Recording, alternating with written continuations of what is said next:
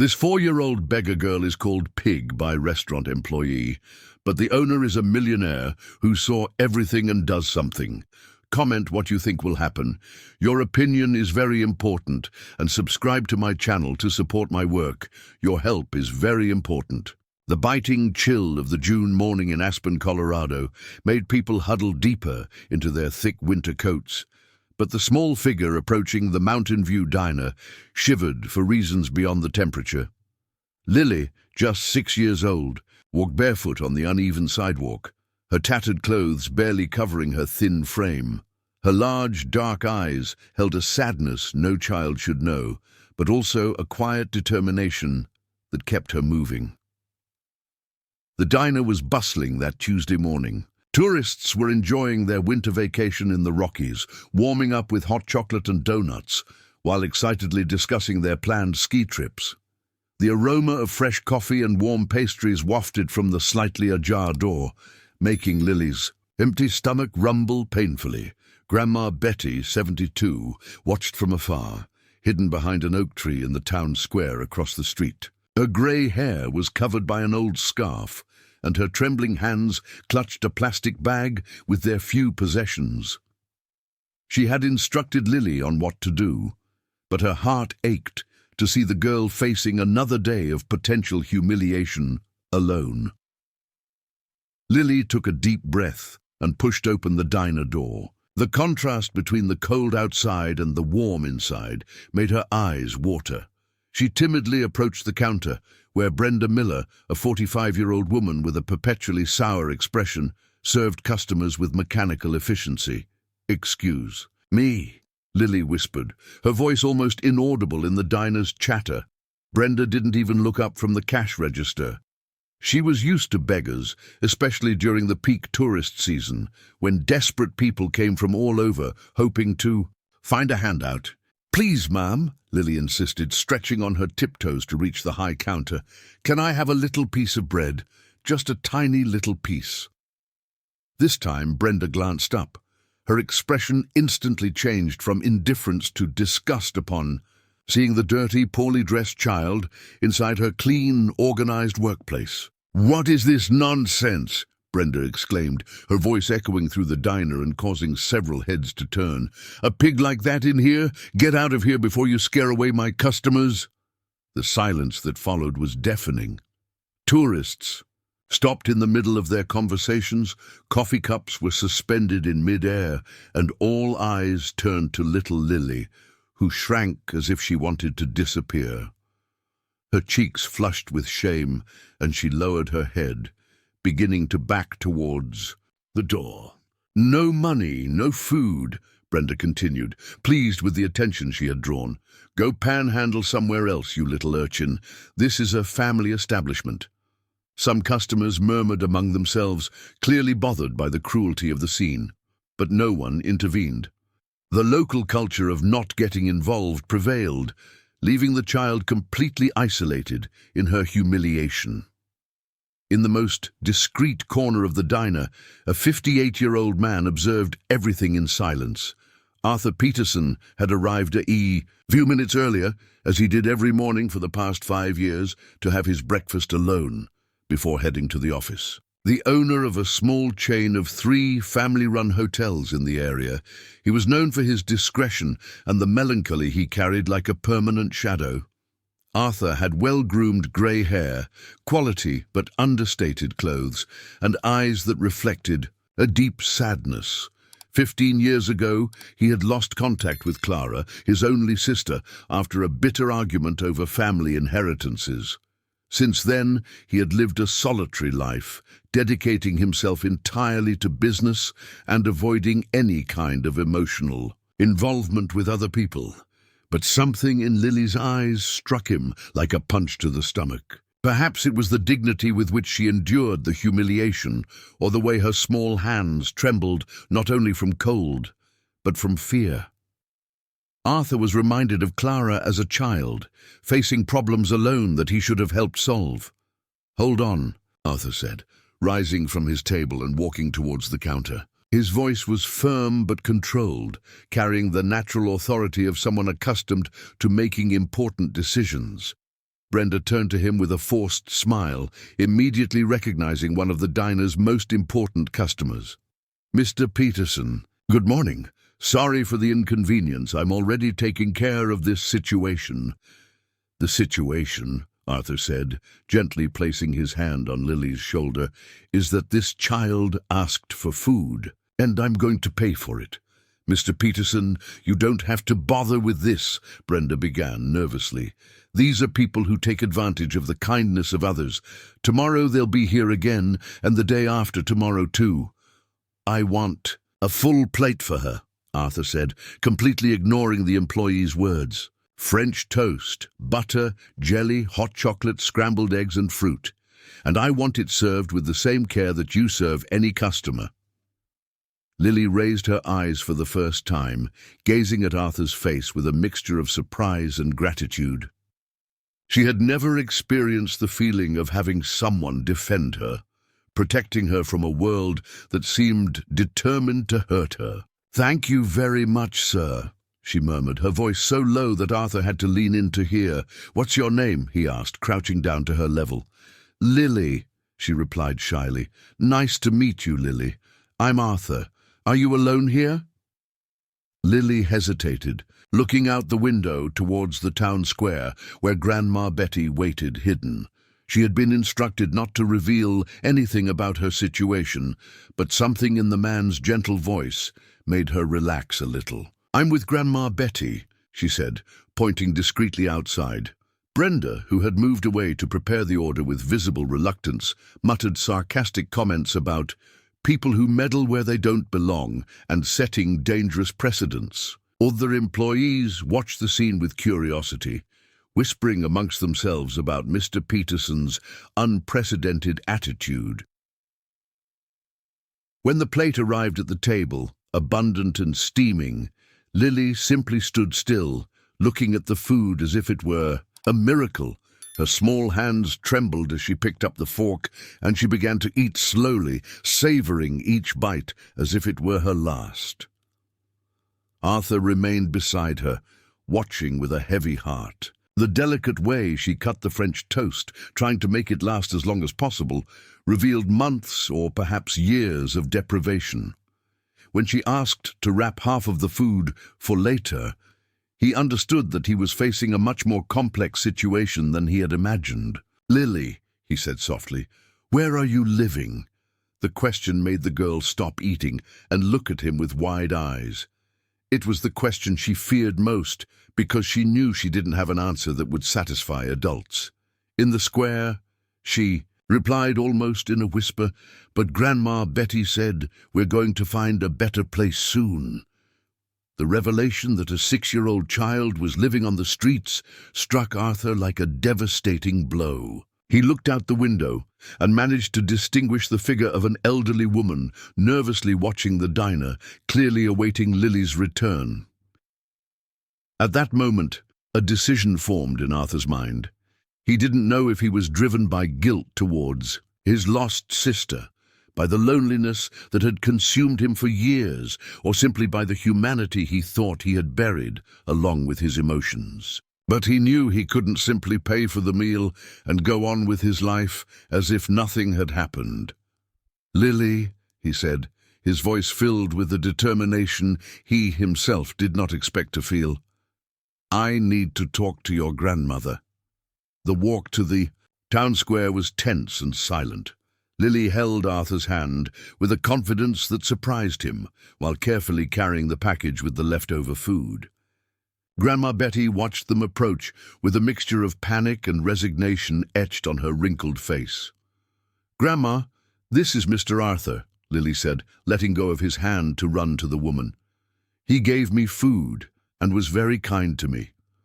Betty Silver slowly rose from the bench where she was sitting, nervously smoothing her faded dress. Her brown eyes, though tired from hard life, maintained a dignity that caught Arthur's attention. There was something about her that didn't fit the image of an ordinary beggar, a posture, a way of speaking that suggested a different past. "Thank you very much for your kindness to the girl, sir," Betty said, her voice trembling but polite. We have no way to repay you now, but I promise that one day—" "There's no need to repay anything," Arthur interrupted softly. "But I need to understand your situation. A child shouldn't be living on the streets, especially in this cold." Betty lowered her eyes, holding Lily's hand tightly. She had rehearsed this conversation hundreds of times in her head, preparing for the day someone would ask difficult questions. The lie she had constructed was her only protection against the possibility of losing the only family she had left. "Lily is my granddaughter," she began, the words coming out with difficulty.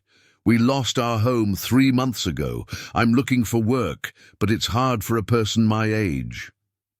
"And her parents?" Arthur asked, noticing how Betty hesitated before answering. "They died in an accident 2 years ago," Betty murmured, squeezing Lily's hand. "Since then, it's just the 2 of us." Lily nodded solemnly, repeating the story she had memorized. At 6 years old, she didn't fully understand the complexities of the situation, but she knew she had to protect Betty, the only person who had shown her affection in her short life. Arthur watched the 2 of them for a long moment. Something in their story didn't sound completely true, but the mutual devotion between them was genuine. Betty looked at Lily with the fierce love of a protective grandmother, and the girl clung to the woman with the absolute confidence of someone who had found safety. "What kind of work do you know how to do?" he asked. Betty's eyes lit up slightly. "I've worked as a housekeeper all my life, sir. I can cook, clean, take care of children. I'm honest and hard-working. I can give references." She stopped abruptly, realizing that she couldn't give real references without revealing her true story. The awkward silence stretched until Arthur made a decision that would change the lives of all of them. "I have a proposal," he said finally. "I need someone to take care of the cleaning and organization of my house. It's a large residence, but I live alone. I can offer a room in the back for the 2 of you, food and a modest salary." Betty widened, her eyes barely able to believe what she was hearing. "Mr. Peterson, you don't even know me. How can you trust—" "Sometimes we need to trust first to know later," he replied, surprising himself with his own words. "Lily needs a home, and you need work.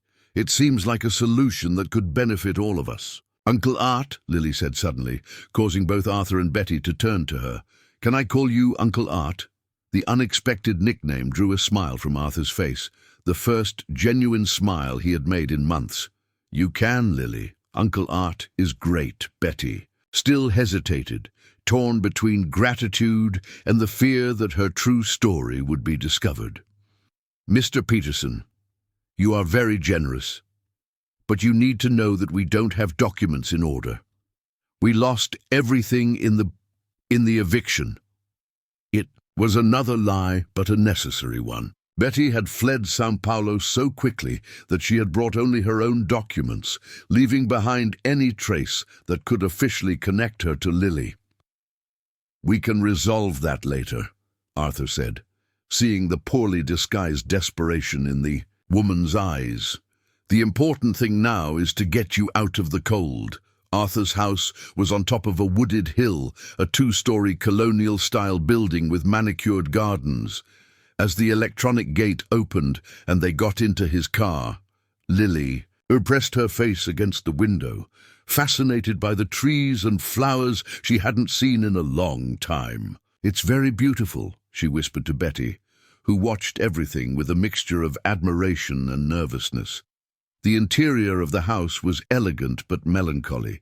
Quality furniture occupied spacious rooms, but there was a coldness that suggested prolonged loneliness. Family photographs were scarce, and those that existed showed Arthur always alone or at corporate events. "This will be your room," Arthur said, opening the door to a room at the back of the house. It was simple but comfortable, with 2 single beds, a small closet, and a window overlooking the garden. Lily ran to the window, enchanted by the view of the birds visiting the backyard. "Grandma, look at all the birds!" she exclaimed, her voice echoing with genuine joy. Betty remained standing in the center of the room, still processing the radical change in their lives. A few hours ago, they were sleeping on park benches and begging for food to survive. Now they were in a heated house with clean beds and the promise of security. "Mr. Peterson," she said, her voice choking with emotion, "how can I thank you for so much kindness?" "By taking good care of Lily and helping me make this house a home again," he replied, looking around the empty, cold rooms that he had inhabited, alone for so many years. That night, while Lily slept soundly for the first time in months, Betty remained awake, tormented by guilt and fear. Arthur's kindness only intensified the weight of the secrets she carried. She was not Lily's grandmother, and the story about the girl's parents was a carefully constructed lie. The truth was much more complex and painful. Betty had found Lily, abandoned in a park in São Paulo, dirty and hungry, clearly without proper care for days. The child was so traumatized she could barely speak, and no documents or clues about her identity had been found. At the same time, Grandma Betty was facing her own demons. She had worked for a wealthy family as a housekeeper for 15 years, but a series of desperate decisions led her to commit a mistake that would change her life forever. Pressured by medical debts from a treatment she couldn't afford, she had succumbed to temptation and stolen a significant amount from her employer's savings. When she realized the gravity of what she had done and saw Lily alone in the world, she made an impulsive decision that would define the rest of their lives. She fled São Paulo with the child, pretending to be her grandmother and hoping to find a fresh start elsewhere. Now, lying in the darkness of the heated room, Grandma Betty wondered how long she could keep up this charade. Arthur seemed like a good man, but what if he found out the truth?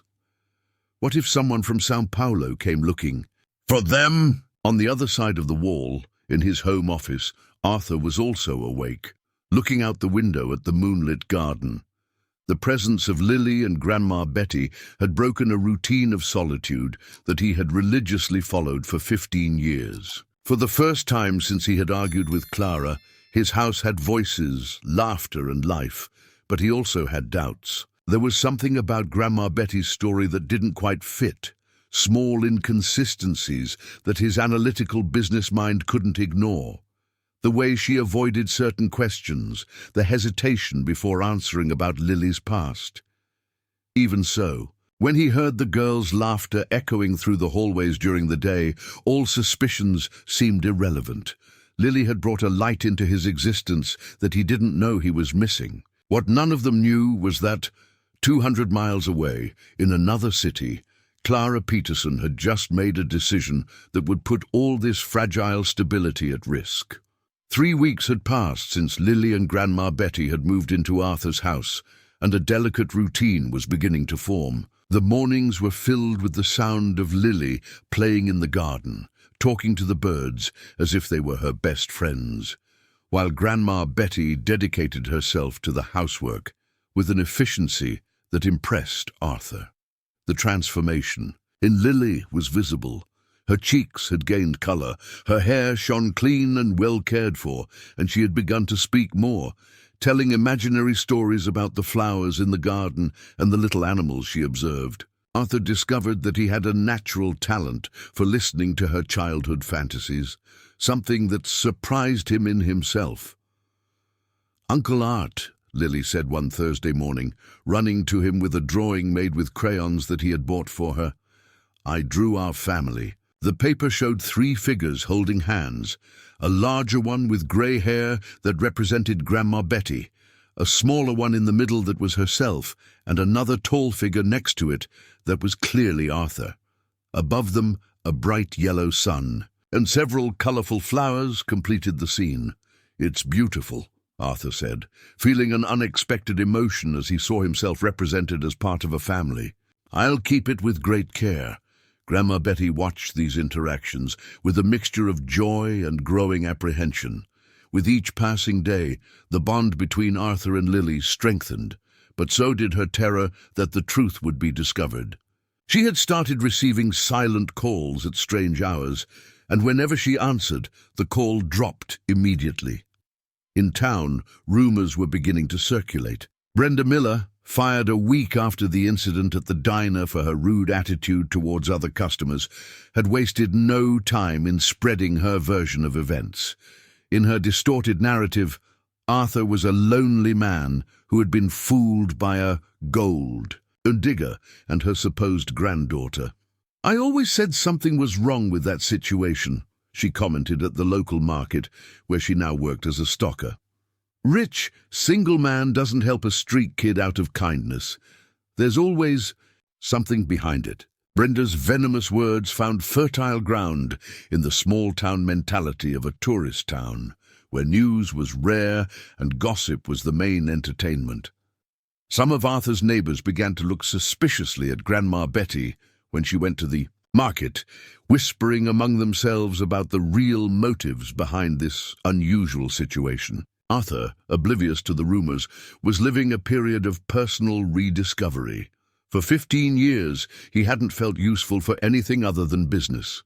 Lily's presence had awakened in him a protective instinct that he thought he had lost forever. He started coming home earlier from work to help her with some basic reading and writing lessons, discovering that she was an exceptionally intelligent child. "How did you learn to read so fast?" he asked one afternoon, impressed with the speed at which she absorbed new knowledge. "Grandma Betty taught me," Lily replied, unaware that she was revealing another inconsistent piece of the story that Grandma Betty had built. Grandma Betty, who was watching from afar, felt her heart race. She had taught Lily to read during the months they spent together in São Paulo, but this information suggested a longer relationship than the official version of her family history. That same afternoon, a phone call changed the tranquil course that their lives had taken. Arthur answered the house phone while helping Lily assemble a puzzle. "Arthur, it's me, Clara." The voice of the sister he hadn't heard in 15 years made his blood run cold. Lily noticed the immediate change in his expression and stopped, playing, watching him with concern. "Clara," he murmured, walking away into the hallway, "how did you get my number? It wasn't difficult. I'm your sister, Arthur, and I'm coming back to Aspen. We need to talk." "After 15 years, about what?" "About many things, and especially about these people who are living in your house. I heard from acquaintances that you're supporting a woman and a child. That doesn't sound like you." Arthur felt an old fury rise in his chest. "Who I help or don't help is none of your business, Clara." "Yes, it is.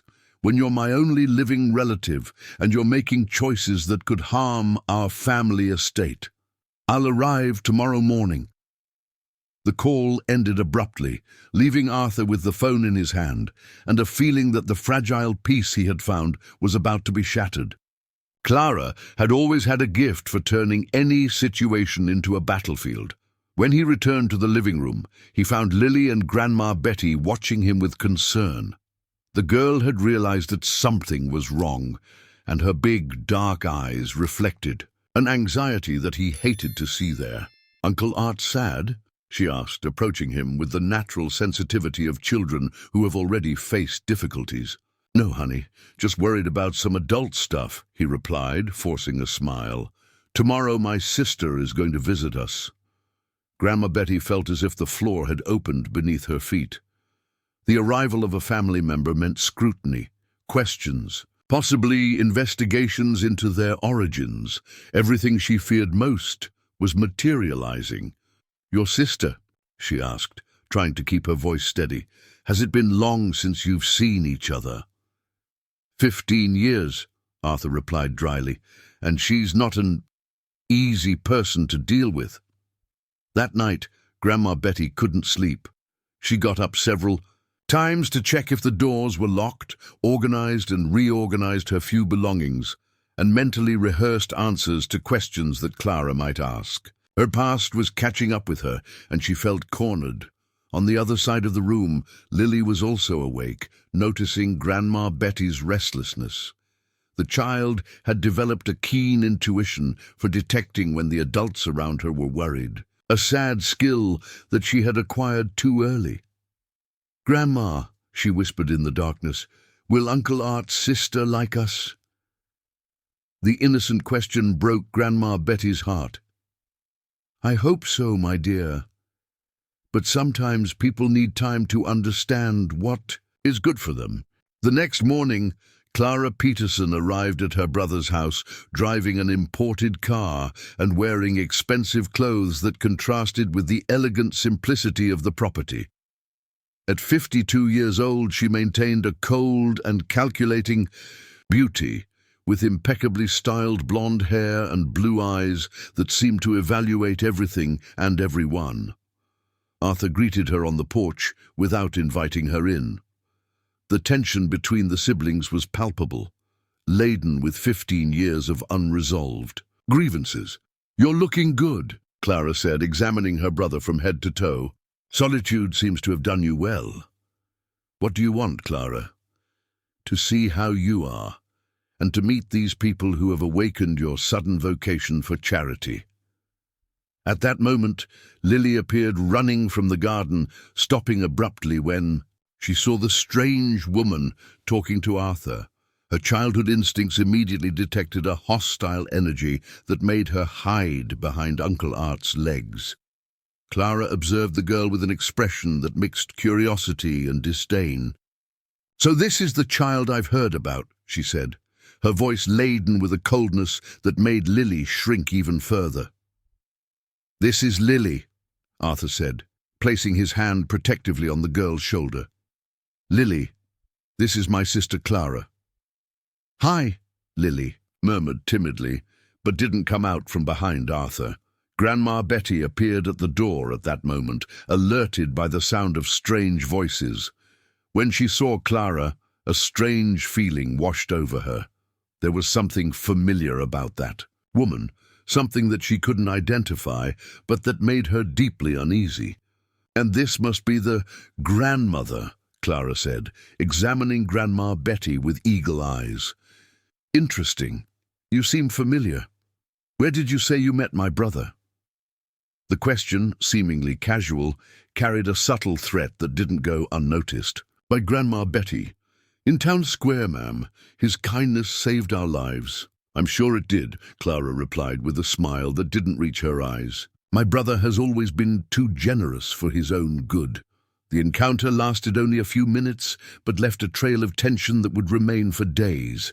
When Clara left, promising to come back soon for a longer conversation, both Arthur and Grandma Betty knew that their lives had become drastically more complicated. That afternoon, Grandma Betty received a letter that made her turn completely pale. The envelope had no return address, but inside there was a simple message: "We know where you are." The letter arrived in a plain brown envelope with no sender identification. But Grandma Betty immediately recognized the handwriting. Her hands trembled so much when opening it that she almost tore the paper. The message was short and direct. "We know where you are. The money needs to be returned. 3 days. Grandma Betty quickly looked around, making sure she was alone in the kitchen. Lily was playing in the garden, and Arthur had not yet returned from work. With desperate movements, she tore the letter into small pieces and threw them in the trash, but knew that destroying the paper would not eliminate the threat. 15 years working for the Cordero family in São Paulo had ended catastrophically. Dona Lourdes Cordero, an 80-year-old widow with health problems, completely trusted Grandma Betty to take care of her household finances. When the expensive medications for her own diabetes treatment became inaccessible, Grandma Betty made a desperate decision that would haunt the rest of her life. The amount she had taken, 30,000 reais from Dona Lourdes's savings, should have been temporary. Her plan was to return the money as soon as she could get organized. But when she found Lily abandoned and traumatized in the town square, all her plans changed. The child needed medical care, clothes, food, and there was no time for explanations or red tape. Now, 6 months later, the past had found her. That afternoon, Arthur arrived home earlier than usual, worried about the tension that Clara's visit had created. He found Grandma Betty in the kitchen, preparing dinner with mechanical movements, clearly disturbed. "Grandma Betty, is everything okay?" he asked, noticing the unusual paleness in her face. "Yes, Mr. Arthur. Just a little tired," she replied, avoiding looking directly at him. Lily came running in from the outside area, her hair messed up from playing in the garden. Uncle Art, I found a hurt birdie," she exclaimed, delicately holding a small bird with an injured wing. The discovery of the injured bird became the focus of the evening. Arthur helped Lily make an improvised nest in a shoebox, and they spent hours caring for the little creature. The girl's natural dedication with the injured animal deeply touched Arthur, showing him a side of her that reflected a pure goodness despite everything she had been through. "He's going to be okay?" Lily asked, watching the bird breathe slowly. "We're going to take care of him with a lot of love," Arthur promised. "Sometimes when someone is hurt, they just need a safe place to heal." Grandma Betty watched the scene from afar, her heart broken by the irony of Arthur's words. She also needed a safe place, but she had arrived there through lies that now threatened to destroy everything. 2 days later, while Arthur was in the office, Clara returned without warning. This time she didn't limit herself to the polite porch. She entered the house as if she were the owner, examining every detail with critical eyes. "So, this is my brother's new life," she commented, running her finger over the furniture as if looking for dust. "Very domestic." Grandma Betty tried to maintain her composure, but Clara's presence made her deeply uncomfortable. There was something in the way the woman observed her, as if she were trying to unravel a puzzle. "Do you want something?" Grandma Betty asked respectfully. "I want to get to know the family my brother adopted better," Clara replied, sitting in the living room, as if she were the owner of the house. "Tell me about you. Where did you come from exactly?" Lily, who was playing silently in the corner of the room, stopped to listen. She had learned to be invisible when adults asked questions that made Grandma Betty nervous. "We are from São Paulo," Grandma Betty said carefully. "We came here after we lost our house. São Paulo is a big city." "Which area?" "The east side," Grandma Betty replied quickly, but Clara noticed the hesitation. "Interesting. I worked in São Paulo for many years. Maybe we knew each other before. Your face is very familiar to me." Grandma Betty felt her blood run cold. "I don't think so, ma'am. I would remember." "Memories can be treacherous," Clara said with a cold smile, "especially when we want to forget certain things." The conversation was interrupted by the arrival of Arthur, who was visibly annoyed to find his sister inside his house without permission. "Clara, I didn't invite you in." "We're family, Arthur. I don't need an invitation to visit my brother. Took you 15 years to remember that." The tension between the siblings was palpable. Lily shrank into the corner, her big eyes darting between the adults, as if watching a dangerous game whose rules she didn't understand. "I'm worried about you," Clara said, her voice taking on a falsely maternal tone. "These people appeared out of nowhere in your life. Do you know anything about their past? Did you check references? Run background checks?" "I don't need to check anything," Arthur replied firmly. "Grandma Betty and Lily are part of my family now." "Family?" Clara laughed, bitterly. "You have no idea what you're saying. Real families aren't built overnight with strangers off the street. Like our real family, which destroyed itself because of your greed." The blow landed squarely. Clara paled, but quickly regained her composure. "All right, Arthur. I see your new situation has made you too sensitive for a rational conversation, but I won't give up on protecting you, even if it's from yourself." After Clara's stormy departure, the house was enveloped in a tense silence. Grandma Betty retreated to the kitchen, pretending to be busy with chores, but actually trying to control the panic that was growing in her chest. That night, after Lily fell asleep, Arthur found Grandma Betty on the porch, looking at the stars with a melancholic expression. "I'm sorry for the way my sister behaved," he said, sitting down next to her. "Clara has always been complicated." "She's worried about you," Grandma Betty replied diplomatically. "It's natural that she questions our presence here. Are you afraid of her?" The direct question caught Grandma Betty off guard. For a moment she considered telling the whole truth, ridding herself of the weight of the secrets she carried.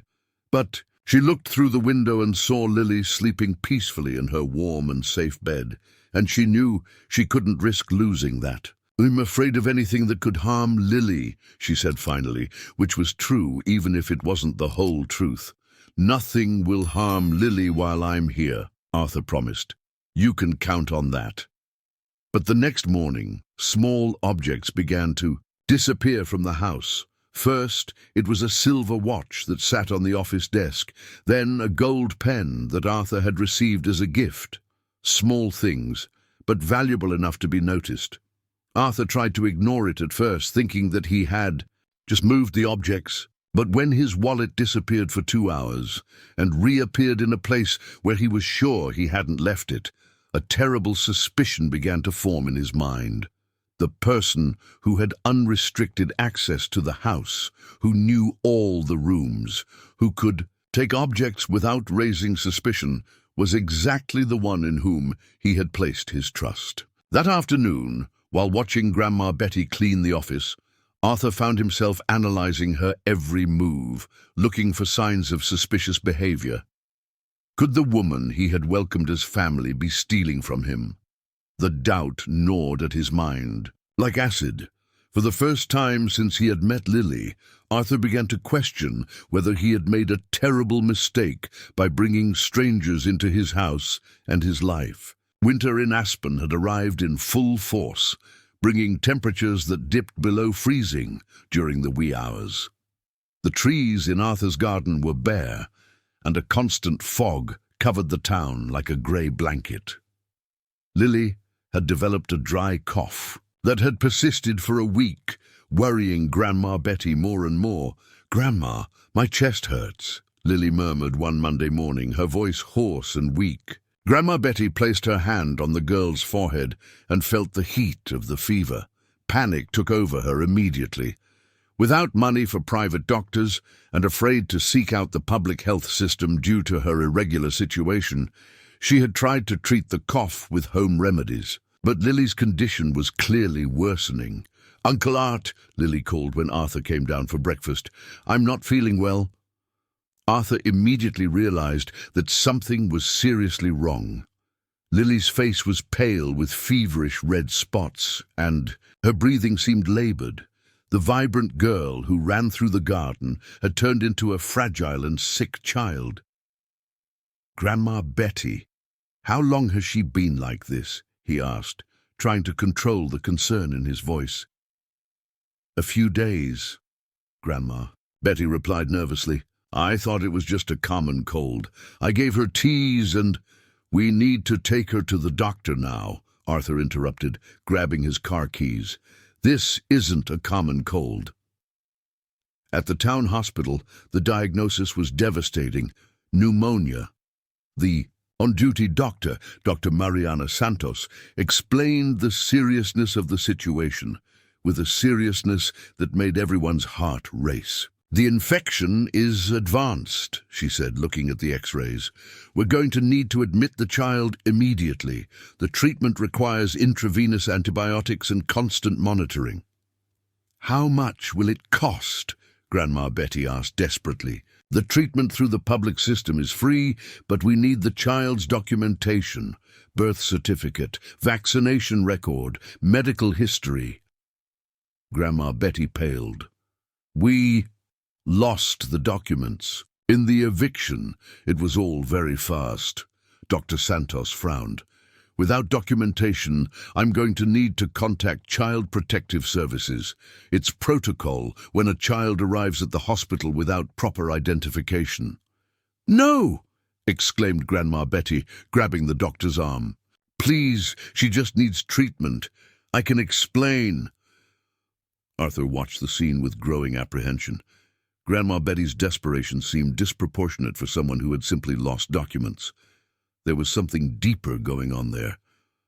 Doctor, he intervened, I'm responsible for all costs. I want the best private treatment available for Lily. Even in private, sir, we need documentation. It's federal law. The next few hours were a bureaucratic nightmare. While Lily was admitted and received initial medical care, Grandma Betty desperately tried to invent explanations for the lack of documents that sounded plausible. Arthur paid for a private room, but the questions kept coming. Mrs. Betty, said the hospital's social worker, I'm going to need to ask some questions about Lily's family history. Did either of her parents have respiratory problems? Known allergies? I don't remember specific details, Grandma Betty stammered. It's been so long. Are you her maternal or paternal grandmother? Maternal. And what was Lily's mother's maiden name? Grandma Betty hesitated for only a second, but it was enough for the social worker to notice. Silver, like mine. Meanwhile, in the private room, Lily fought the high fever.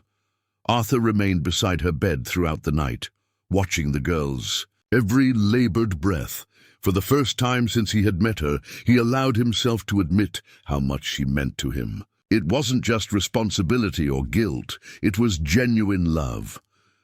Uncle Art, Lily whispered during a moment of lucidity. Am I going to get better? Yes, you are, sweetheart, he promised, holding her little hot hand. The doctors are going to take very good care of you. Grandma Betty is worried. I heard her crying. Arthur looked at Grandma Betty, who was dozing in an uncomfortable chair. Even in her sleep, her face showed signs of extreme tension. There were mysteries there that he didn't understand. But at that moment, the only thing that mattered was Lily's recovery. The next morning, Clara appeared at the hospital. She had found out about the hospitalization through the rumors that were running through town, and arrived with an expression of superiority that irritated Arthur immediately. I came to see how the situation is, she said, examining the expensive private room. I heard you're spending a fortune on private doctors. Lily has pneumonia. She needs the best possible treatment. Arthur, you need to see reality. These people appeared in your life without documents, without a verifiable history, and now you're paying thousands of dollars for a child who technically isn't even your legal responsibility. She is my moral responsibility. Moral? Clara laughed, sarcastically. What happens when they find out you have no legal authority over her, when Child Protective Services decides she needs to go to a suitable family? Clara's words echoed in Arthur's mind for the rest of the day. Legally, he really had no rights over Lily. If the authorities decided that Grandma Betty was not a suitable guardian, the girl could be removed from his life forever. That afternoon, while Grandma Betty was in the bathroom, Arthur decided to look for answers. He discreetly rummaged through her bag, looking for any document that could clarify the situation. What he found shocked him. An envelope with a significant amount of cash, several different IDs with Grandma Betty's photos, and a paper with addresses in Sao Paulo. What are you doing? Arthur turned to find Grandma Betty standing in the doorway, her face a mask of terror and anger. Grandma Betty, I need explanations. Who are you, really? I'm Lily's grandmother, she replied, trying to maintain the lie. With multiple identities? With all this hidden money? This isn't the behavior of a desperate grandmother. Grandma Betty looked at Lily, who was sleeping connected to monitors and medical equipment. The girl looked so fragile, so dependent on the care she was receiving. If the truth were revealed now, what would happen to her? "Mr. Arthur," Grandma Betty said with a broken voice, "I can explain everything. But please, don't let it hurt Lily. She's not to blame for anything. Then start explaining. Now."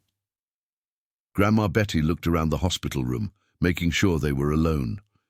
When she began to speak, her voice was low and laden with years of guilt and fear. "Lily is not my biological granddaughter," she admitted finally. "I found her abandoned in a town square in São Paulo 6 months ago.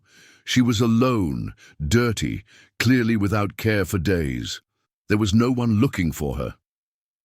Arthur felt as if the ground had disappeared beneath his feet. "And you decided to just take her?" "I was running. I had made a terrible mistake in my previous job. I took money that wasn't mine to pay for a medical treatment that I needed. When I saw Lily alone, I thought maybe we could help each other." "You kidnapped a child?" "No!" Grandma Betty exclaimed desperately. "She was abandoned. There was no one, no family, no search. I thought I was saving her." The revelations hit. Arthur liked successive punches. The woman he had trusted was a fugitive. The child he loved as a daughter had been found in mysterious circumstances.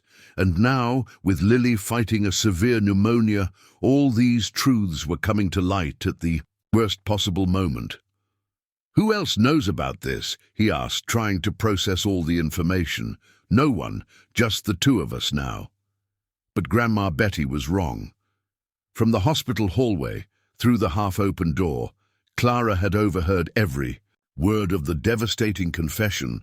Clara remained still in the hallway for several minutes after hearing Grandma Betty's confession, her brain processing the devastating implications of what she had discovered. Her calculating mind was already formulating plans on how to use this information to her advantage. Silently, she walked away from the room and left the hospital, leaving Arthur and Grandma Betty to deal with the tension that had settled between them. In the room, Arthur looked at the sleeping Lily, her breathing still labored but slightly more stable thanks to the medications. The child he had learned to love as a daughter was not who he thought she was. Or perhaps she was exactly who she had always been, an innocent girl who had suffered abandonment and found in Grandma Betty, even with all her secrets, someone willing to care for her. "Please don't turn us in," Grandma Betty whispered, tears running down her cheeks. "I know I made terrible mistakes, but Lily, she only knows love with me. If they take me away, she'll be alone again." "Grandma Betty, you don't understand the gravity of what you did. Kidnapping a minor, even with your justifications, is a federal crime. And the money you stole, 30,000 reais from Mrs. Cordero," she admitted, her voice barely audible. 15 years working for her, taking care of everything, and when I needed money for my diabetes treatment, she said she couldn't help. I was desperate." Arthur ran his hands through his hair, trying to organize his thoughts. "And the fake documents, the multiple identities? I bought them from someone in São Paulo. I needed a way to travel with Lily without raising suspicion.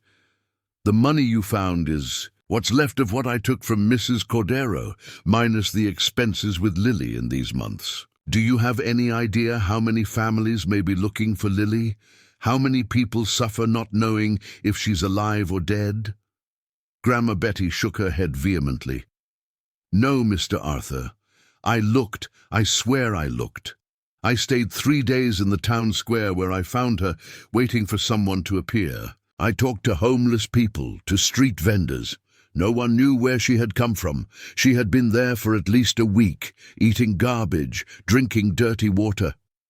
The image of Lily alone and abandoned on the street made Arthur's heart clench. Regardless of Grandma Betty's mistakes, she had saved the girl's life. Her parents, the story of the accident. I made it up. Lily was so traumatized when I found her that she barely spoke. It took weeks for her to tell me anything, and even then, they were confused fragments. She talked about a bad woman who shouted a lot, about being locked in a dark room. never mentioned parents or family. At that moment, Lily stirred in bed, her eyes slowly opening. "Uncle Art," she murmured, her voice weak but clearer than it had been in days. "I'm here, honey," Arthur said, holding her hand. "How are you feeling?"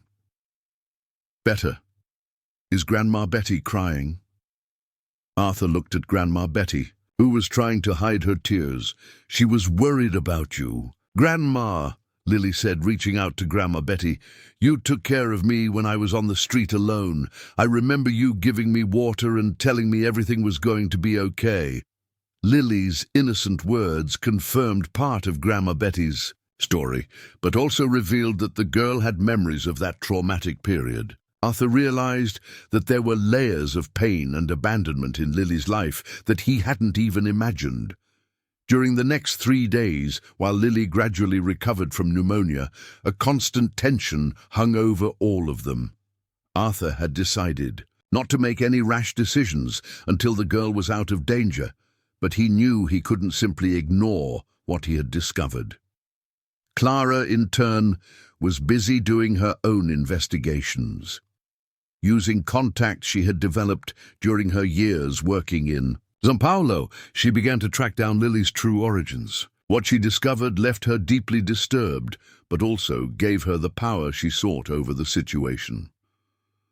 On Thursday night, when Lily was finally discharged from the hospital, Clara appeared at Arthur's house with a complete file on the situation. She found her brother in the living room, watching Lily play quietly with puzzles, still weak but visibly better.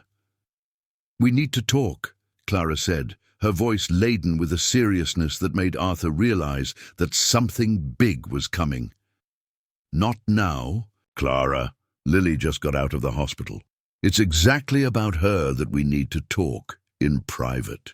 Arthur asked Grandma Betty to take Lily to the room, saying it was time for her afternoon rest.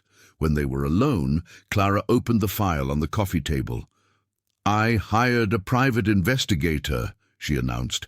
"I know everything about your adopted family. Clara, this is an invasion." "It's necessary, Arthur, and what I discovered will shock you." She spread photographs and documents on the table.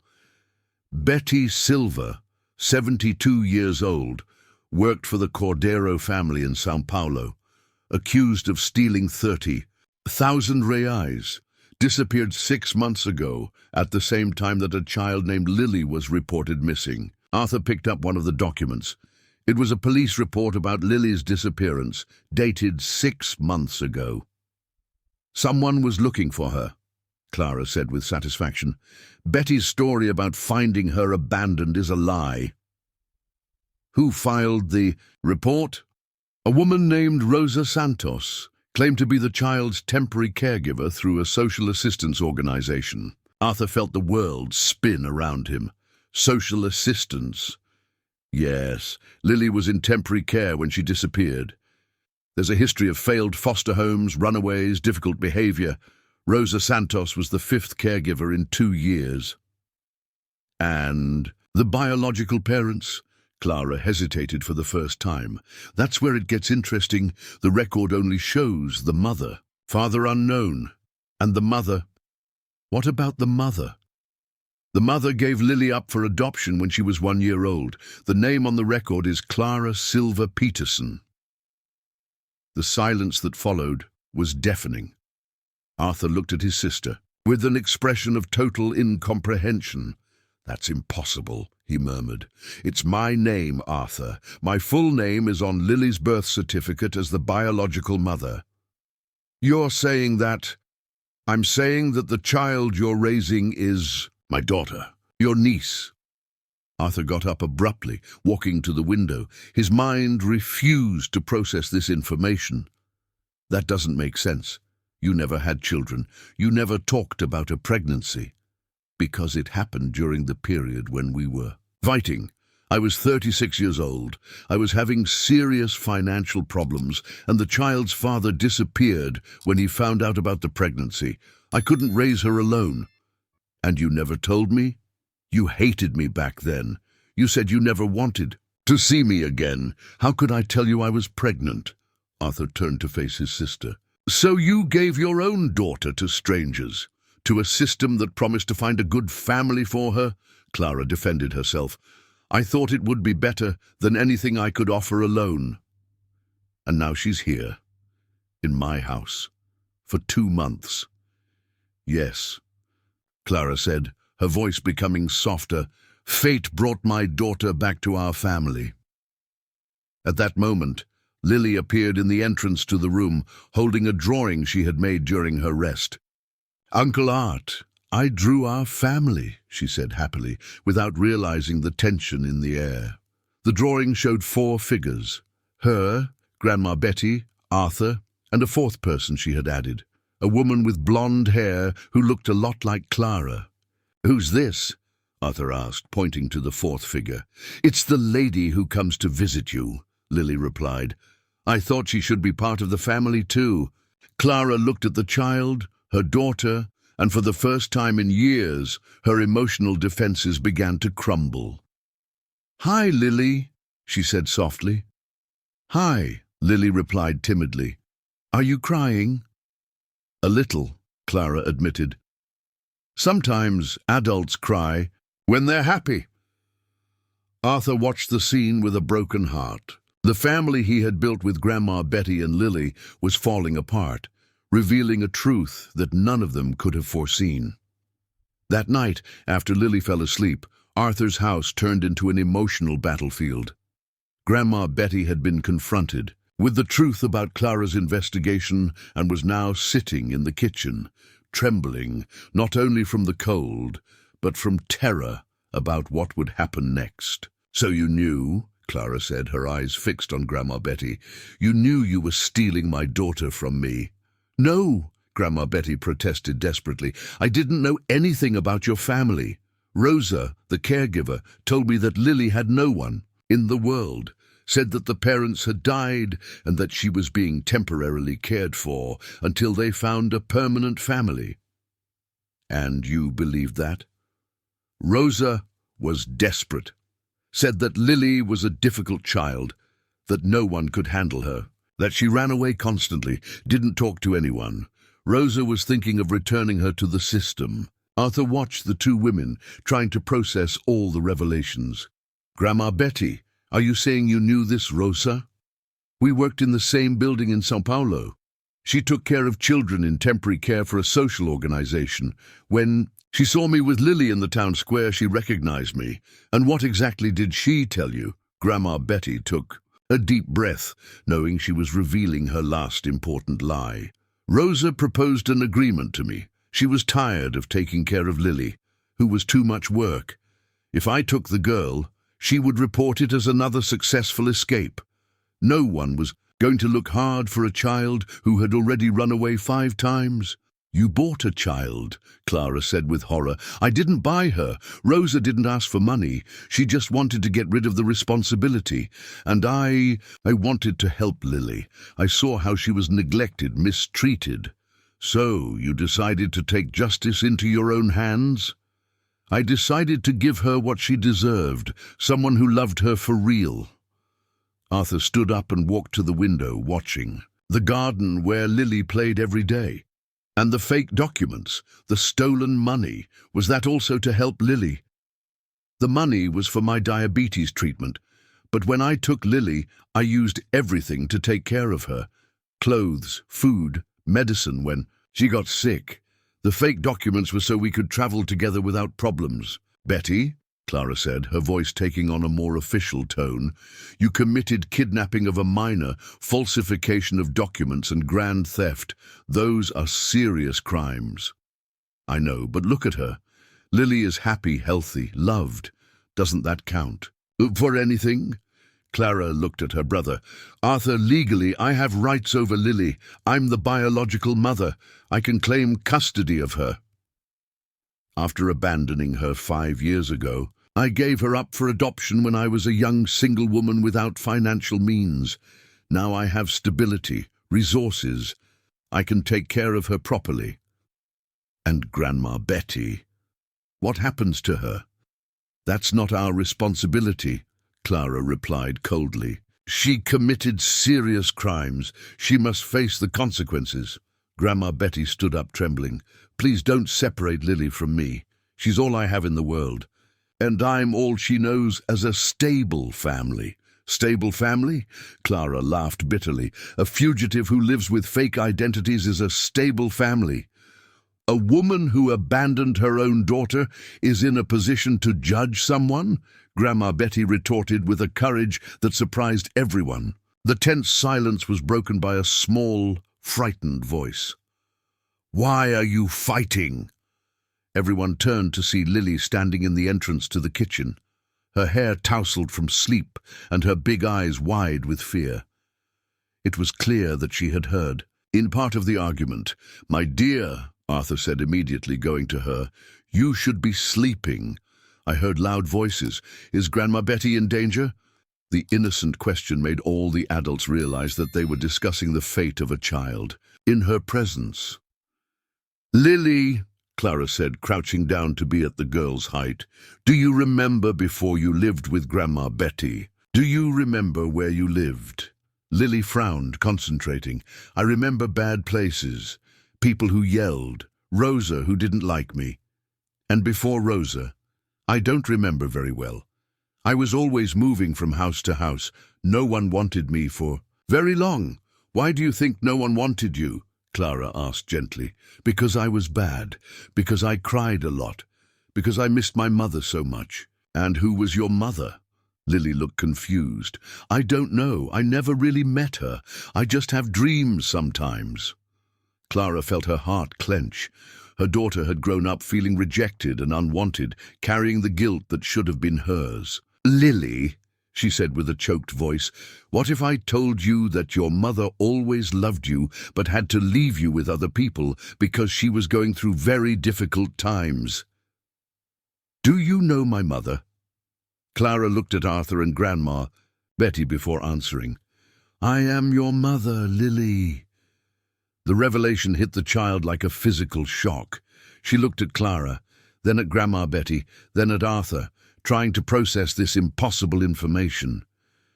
But Grandma Betty is the one who takes care of me, she said finally. I know, sweetheart, and she took very good care of you. But now that I've found you again, I can take care of you as I should have done from the beginning. I don't want to leave Grandma Betty, Lily said, running to Grandma Betty and hiding behind her. She never abandoned me. Lily, Clara tried, I can give you a much better life, a bigger house, better schools, trips.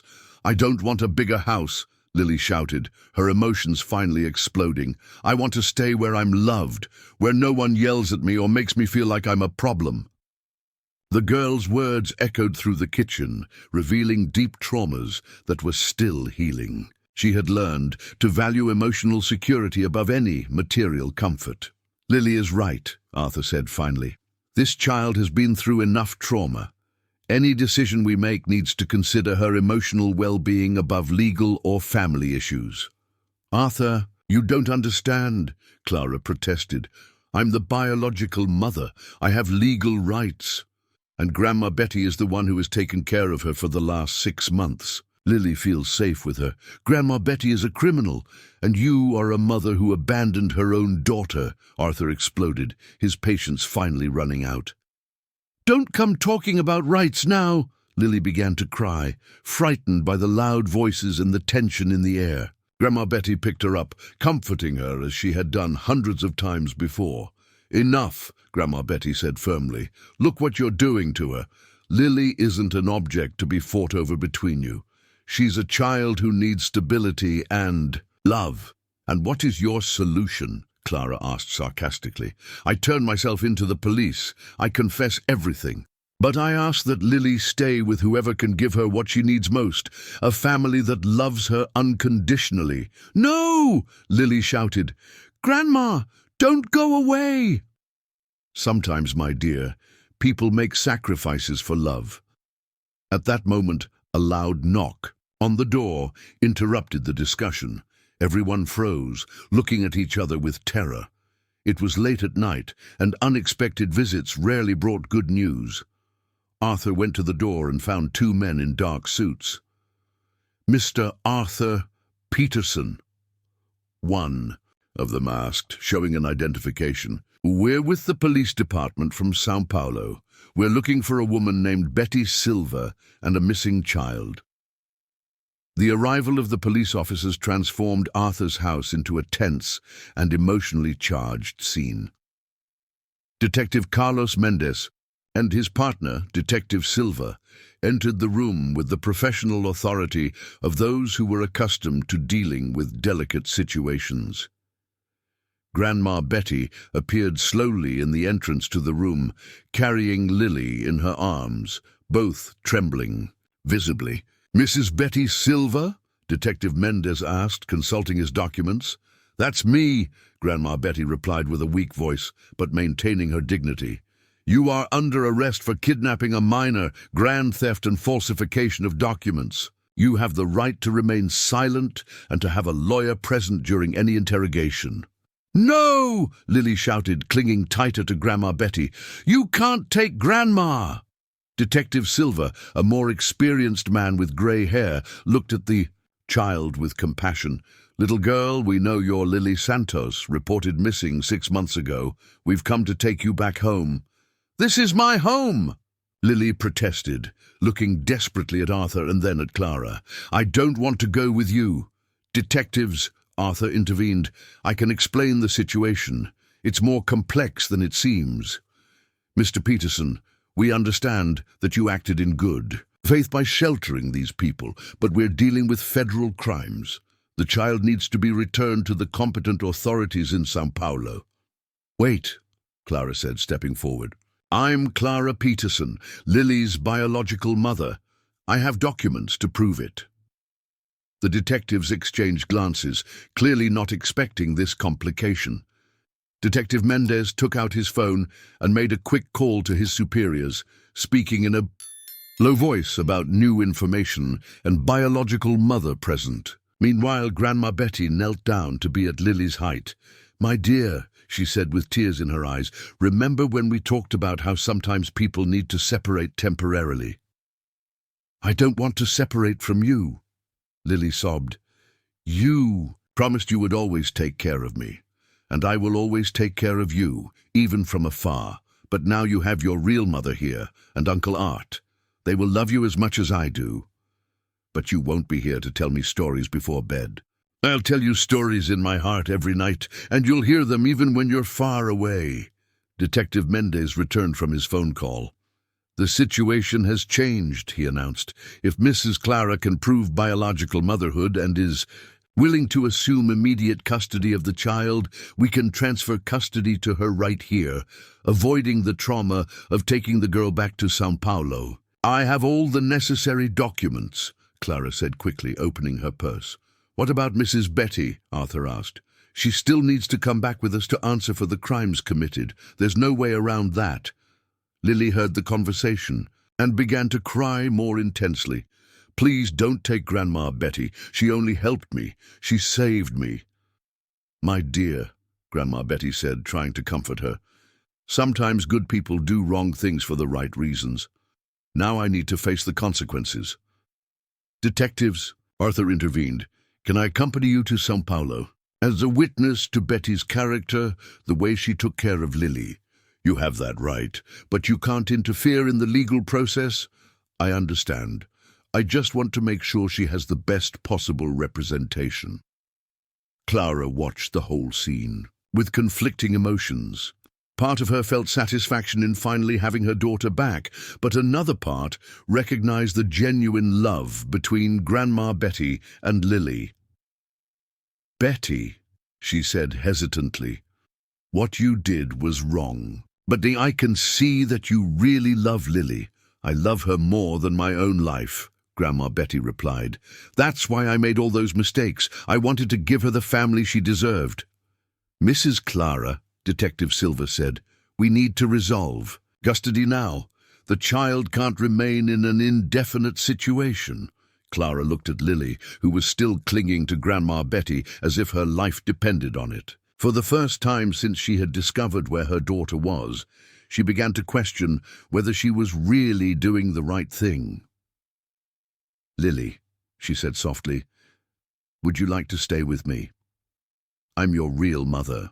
Why did you leave me when I was little?" Lily asked, her innocence cutting like a knife. The simple question left Clara speechless for a moment. Because I was very young and I didn't know how to take care of you properly. And now you know. Now I know. And I have the resources to give you everything you need. But I only need someone who loves me and won't go away. I promise I'll never go away again." Lily looked at Grandma Betty, then at Arthur, and finally at Clara. "Can I stay with Uncle Art too?" "Of course," Clara replied, looking at her brother. "We can be a family." "And visit Grandma Betty," Detective Mendez intervened. "That will depend on the sentence she receives, but children usually have the right to supervised visits." At that moment, something unexpected happened. Clara knelt down in front of Grandma Betty and, to everyone's surprise, asked, "Betty, I know you made mistakes, but I also know you saved my daughter. Can I ask you a favor? Anything you want. When all this is over, when you get out of prison, would you consider continuing to be part of Lily's life as a real grandmother?" Grandma Betty's eyes widened, barely able to believe what she was hearing. "Mrs. Clara, Lily loves you. And from what I can see, you love her too. Maybe we can find a way to make this legal official." "Would that be possible?" Arthur asked the detectives. "After she serves her sentence, and depending on her behavior, it is possible to arrange regular visits, or even shared custody in special circumstances," Detective Silver replied. For the first time in hours, a smile appeared on Lily's face. "Does this mean I won't lose anyone forever?" "It means you're going to have more people who love you," Arthur said, hugging her. The transfer of custody was officially made that same night. Clara signed all the necessary documents, assuming legal responsibility for Lily. Grandma Betty was handcuffed, but the detectives allowed her to say goodbye properly to the girl. "My dear Lily," Grandma Betty said, holding the child's face in her hands, "you are the most precious thing that has ever happened in my life. Promise you'll be a good girl." "I promise, and I promise I'll wait for you to come back." "I'll come back. You can be sure of that." "Grandma Betty, thank you for saving me." "Thank you for saving me too, my dear." When the police car drove away carrying Grandma Betty, Lily cried copiously in Arthur's arms. Clara watched, feeling lost about how to comfort a daughter she barely knew. "Uncle Art," Lily sobbed, "is she really coming back?" "Yes, honey, and in the meantime, you have me and your mother to take care of you. And you won't fight anymore." Arthur looked at Clara. 15 years of grievances had been put into perspective by the presence of that child who had reunited their family in such an unexpected way. "We won't fight anymore," he promised. "We're going to learn to be a real family." That night, Lily slept in the middle of Arthur's big bed, with Clara sitting in a chair beside her, watching her daughter sleep for the first time in 5 years. It was the beginning of a new family setup, built on improbable foundations, but cemented by the genuine love that everyone felt for the brave little girl who had changed their lives forever. The first days after Grandma Betty's departure were the hardest Lily had faced since her arrival at Arthur's house.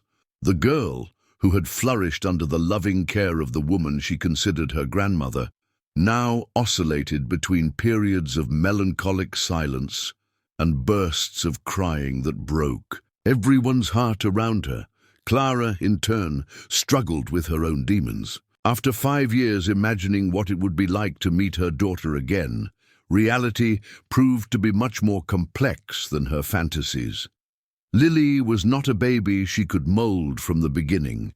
She was a child with a formed personality, deep traumas, and established loyalties that did not include her biological mother.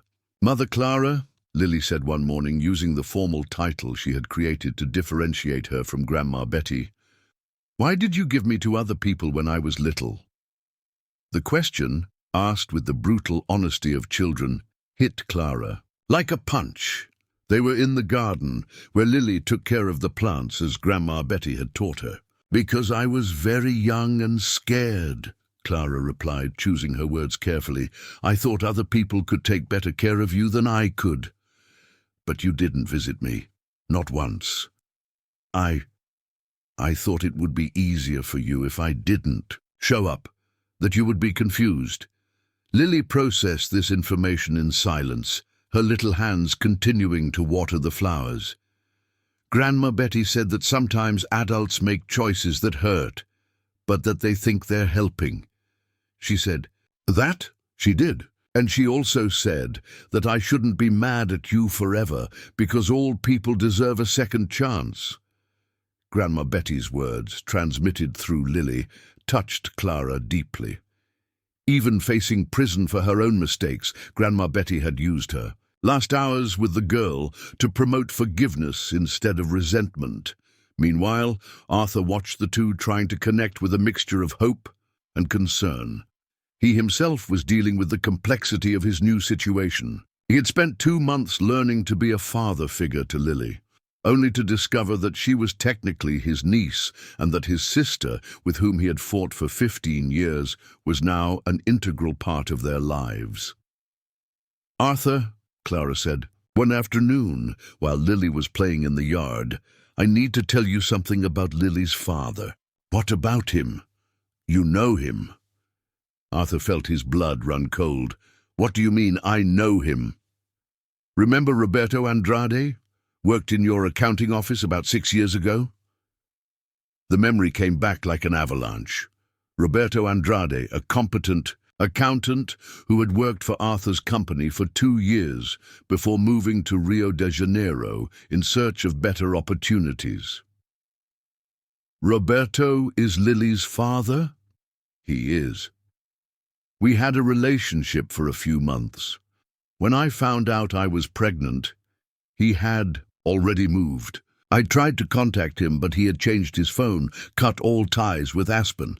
And you never insisted on finding him?" "Arthur, I was 36 years old. I was broke. You and I weren't talking. When Roberto disappeared from my life, I felt it was a sign that I wasn't destined to be a mother. Does he know he has a daughter?" "No, he never knew." Arthur processed this information, realizing that his family's story became more complicated with each revelation. "Do you want to contact him now?" "I don't know. Part of me thinks Lily has the right to know her father. Another part is afraid of another twist in her life. What if we let Lily decide when she's more emotionally stable? Maybe, but first we need to become a functional family." That night, a phone call brought news about Grandma Betty. The lawyer Arthur had hired to represent her called with updates on the case. "Dr. Marcus," Arthur answered. "How is the situation?" "Mr. Arthur, there are interesting developments. The Cordero family, victims of the theft, are willing to negotiate. Mrs. Cordero found out about Lily's situation and was touched by the story." "Negotiate how?" "If Betty returns the remaining money and accepts a job to pay off the rest gradually, they can drop the theft charges. That would leave only the issue of kidnapping, which is more complicated." "What about the kidnapping?" "There we have an unusual situation. Rosa Santos, the caregiver who gave Lily to Betty, decided to confess her part in the scheme. She's willing to testify that she was the one who facilitated the situation, that Betty really believed she was helping an abandoned child." Arthur felt a wave of relief. "Does that mean Betty can have a reduced sentence?" "Very reduced. With good behavior and mitigating circumstances, she may only serve community service and probation." "How long would that take?" "If everything goes well, she could be back in 3 to 4 months." When Arthur shared the news with Clara and Lily, the girls' reaction was explosive with joy. Grandma Betty is coming back, she shouted, jumping around the room. I knew she was coming back. Easy, honey, Arthur said. It's still going to take a few months, but yes, it looks like she's coming back. Can I write letters to her? Of course you can. Clara watched Lily's joy with conflicting feelings. On the one hand, she was happy to see her daughter smiling again. On the other, she felt a pang of jealousy from the special connection that Lily maintained with Grandma Betty. Mother Clara, Lily said suddenly, when Grandma Betty comes back, will you all live here with me and Uncle Art? I don't know, honey, it's complicated. Why is it complicated? Don't you like each other? It's not a matter of liking or not liking, it's a matter of responsibilities. What kind of responsibilities? Arthur intervened. Lily, how about we draw our family as it is now, and then we think about how it can be in the future? The activity of drawing became therapeutic for everyone. Lily created a current version of the family with her, Arthur and Clara, and then a future version that included Grandma Betty. But in the future drawing she added something new, a male figure that was not present in any of the other drawings. Who is this? Clara asked, pointing to the additional figure. My daddy, Lily replied naturally. You said I have a daddy somewhere. In my drawing of the future, he's here too. Arthur and Clara exchanged glances. Lily's childlike mind had made the decision they were hesitating to make. Would you like to meet your daddy? Clara asked carefully. I would, but only if he's nice like Uncle Art. What if he doesn't want to meet you? Lily thought for a moment. Then I'll be sad, but I'll have you and Grandma Betty. I'll still have a family. Lily's emotional maturity, forged by her difficult experiences, constantly surprised the adults around her. She had learned to value what she had while remaining open to new possibilities. That night, after Lily fell asleep, Arthur and Clara talked about Roberto Andrade. I'm going to try to find him, Clara decided. Lily has the right to know her father, and he has the right to know he has a daughter. What if he wants to be part of her life? Then we'll figure out how to make it work. This family is already so unconventional that one more person won't make a difference. What if he doesn't want to? Then at least we'll know we tried.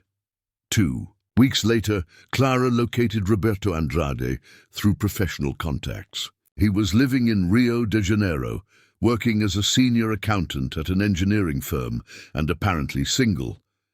The phone call was one of the most difficult conversations Clara had ever had.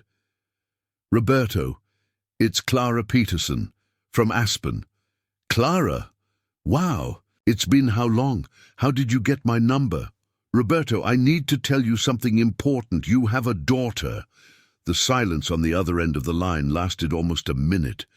What do you mean, I have a daughter? Lily. She's 5 years old. She's our daughter from the time we were dating. Clara, why didn't you ever tell me? Because when I found out I was pregnant, you had already disappeared, changed your phone, your city, cut all contacts. I was going through a difficult time back then. I needed to start over somewhere else. I understand. But now you need to decide if you want to meet your daughter. Of course I do. My God, Clara, I have a daughter. Roberto, there's a lot more story to tell. When you can come to Aspen, I'll explain everything. I can go on the weekend. I won't be able to think about anything else until I meet her. When Clara finished the call, she found Lily standing in the doorway of the living room, clearly having overheard part of the conversation. Was that my daddy? She asked with wide eyes. It was, and he really wants to meet you. Does he seem nice? He seems like it, but we'll find out together. The weekend of Roberto Andrade's arrival brought a palpable anxiety to the whole house. Lily woke up especially early on Saturday, wearing her best dress and asking Clara to make special braids in her hair. The girl had spent the entire week making drawings to show her father, creating a small collection of art that portrayed her current life. Mother Clara, she said for the 10th time that morning. Is he going to like me? He's going to love you, Clara replied, trying to hide her own nervousness, like anyone would. Roberto arrived at noon, driving a rental car and carrying a small suitcase. When he got out of the vehicle and looked at Arthur's house, his hands trembled slightly. At 42 years old, he maintained the well-groomed appearance that Clara remembered, but there was a maturity in his eyes that didn't exist 6 years ago. Lily watched from the window, hidden behind the curtains, studying every movement of the man who was her biological father. He's tall, she murmured to Arthur, who was beside her. He is, and nervous, just like you. Uncle Art, what if he doesn't like our family? It's kind of weird. Arthur smiled. The best families are usually weird, honey. When Roberto knocked on the door, it was Arthur who answered. The two men greeted each other with the cordiality of former co-workers, but there was a tension in the air related to the extraordinary situation that brought them together. Roberto, welcome back to Aspen. Arthur, thank you for receiving me. I know the situation is unusual. Unusual is a delicate way to describe it. Clara appeared in the living room, and for a moment, she and Roberto simply looked at each other, processing how their lives had intertwined so complexly through the years. Clara, Roberto, thank you for coming. Where is she? At that moment, Lily appeared timidly behind Arthur, her big dark eyes assessing the man who was her father. Roberto stood completely still upon seeing her, his breathing becoming irregular. My God, he whispered, she has my eyes. And your stubbornness, Arthur commented, trying to break the tension. Hi, Lily said softly, taking a small step forward. Hi, Lily, Roberto replied, his voice choked with emotion. You're much more beautiful than I imagined. Did you imagine what I was like? I did. Since your mother told me about you, I can't think about anything else. Do you want to see my drawings? I made several to show you. I really want to see them. The next 2 hours were a delicate dance of approach. Lily showed her drawings, explaining every detail of her current life, the garden where she played, the birds that visited, the book she was learning to read. Roberto listened to everything with genuine fascination, asking questions that demonstrated real interest, not just politeness. This one is my favorite, Lily said, showing a drawing of the whole family, including a figure that she had identified as my daddy that I haven't met yet. You drew this before you knew I was coming? I did. Mother Clara said that I had a daddy somewhere, so I put you in the family. Roberto looked at Clara with an expression that mixed gratitude and something akin to regret. Clara, we need to talk. In private. While Lily played in the garden under Arthur's watchful eyes, Clara and Roberto retreated to the porch. The conversation that followed was charged with long repressed emotions. Why didn't you insist on finding me when you found out you were pregnant? Roberto asked directly. Because you had made it very clear that you wanted a fresh start away from everything and everyone from Aspen, including me. Clara, if I had known, what would you have done? Come back out of obligation, marry me out of duty? Roberto was silent for a moment. Honestly, I don't know. I was more immature back then. I was running away from my own problems. And now, do you want to be part of her life out of obligation or out of genuine choice? Out of choice. Since I received your call, I realized that there was an emptiness in my life that I didn't even know existed. Seeing Lily, talking to her. It's like a missing piece has fallen into place. Roberto, you need to understand that she already has a family. Unconventional but functional. You can't simply come in and try to change everything. I don't want to change anything. I want to be part of what already exists. And your plans? Your life in Rio? Roberto hesitated. I can ask for a transfer. To the branch in São Paulo. It would be 2 hours away. I could visit regularly, participate in her life without disrupting her stability. At that moment, Lily appeared running from the garden area, interrupting the adults' serious conversation. "Daddy Roberto," she said, naturally using the name she had created for him. "Uncle Art wants to know if you're having dinner with us." "Daddy Roberto," he repeated, clearly touched by the title. "Can I call you that?" "You can, and yes, I'd love to have dinner with you." Dinner was surprisingly harmonious. Lily dominated the conversation, telling stories about her life, asking questions about Roberto's life in Rio, and gradually including him in the natural family dynamic that had developed in the house. "Daddy Roberto," she said during dessert, "when Grandma Betty comes back, are you going to get along?" "Who is Grandma Betty?" Roberto asked, looking at the other adults. "It's a long story," Arthur said. "But in short, she's the person who took care of Lily in recent months and who is temporarily away. She's coming back in a few months," Lily added, "and I want all my family to meet and like each other." Roberto realized that there were complexities in the situation that he did not yet fully understand, but he saw the importance that Lily gave to this mysterious person. "If she is important to you, then she will be important to me too," he promised. That night, after Lily went to sleep, the three adults sat in the living room for a deeper conversation about the future. "Roberto," Arthur said, "you need to understand that Lily has been through significant trauma before coming to us. Stability is crucial for her." "I understand. I don't want to be another source of instability." "How do you see your participation in her life?" Clara asked. "Regular visits, participation in important decisions, financial support, of course, maybe occasional vacations, but always respecting that you are her main family." "What if one day you start a new family? Get married?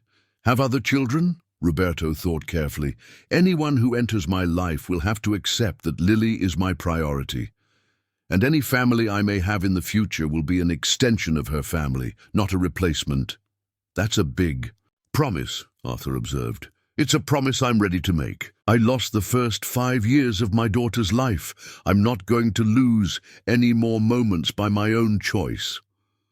The next day, Sunday, Roberto spent all his time with Lily, taking her for a walk through town, getting to know the places that were special to her. They visited the town square where she and Grandma Betty used to sit, the market where they did their shopping, and finally, the Mountain View Diner, where it had all begun. "It was here that I met Uncle Art," Lily said, pointing to the table where Arthur used to sit. "A woman was mean to me, but Uncle Art defended me. He seems to be a very special person." "He is. He saved me, just like Grandma Betty saved me and Mother. Clara brought me back, and now you've come to complete our family. Lily, can I ask you an important question?" "You can. How do you feel having so many people taking care of you? Isn't it confusing?" Lily thought for a moment, with the seriousness she had developed to deal with complex issues. "At first it was confusing," she admitted, "but Grandma Betty explained to me that love doesn't diminish when it's divided with more people. It grows. Each person who loves me makes me stronger. Your Grandma Betty is very wise. She is. That's why I'm looking forward to you meeting her. I think you're going to like each other." When Roberto left on Sunday night, it was with the promise to return the following weekend and with concrete plans to move closer. Lily said goodbye to him with a tight hug and the naturalness of someone who had accepted one more person into her circle of love. "Is Daddy Roberto coming back?" she asked Clara after he left. "He is. He promised.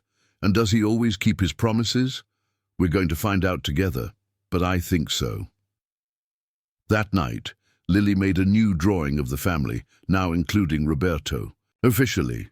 But this time, she added something new, a small house next to the big house, connected by a bridge of flowers. "What is this little house?" Arthur asked. "It's where Grandma Betty is going to live when she comes back," Lily explained. "So she's close by, but everyone has their own space. What if she doesn't want to live here?" "She will," Lily said with The absolute confidence of a child who had learned that love finds a way to make everything work. Families stay together. That's how it works. 3 months had passed since Roberto's arrival in Lily's life, and a new routine had been established in Arthur's house. Roberto had managed to transfer to the branch in São Paulo and now visited Aspen every Friday, spending the entire weekend with his daughter. Lily had adapted perfectly to this new dynamic, eagerly awaiting his arrivals and creating special rituals for their time together. "Daddy Roberto is late," Lily observed one Friday in September, looking out the window for the 5th time in 10 minutes. "Only 15 minutes, honey," Clara said, trying to hide her own concern. Roberto was notoriously punctual, and delays were unusual. When he finally arrived, he had a serious expression that immediately worried all the adults. He hugged Lily with his usual affection, but there was a tension in his movements that did not go unnoticed.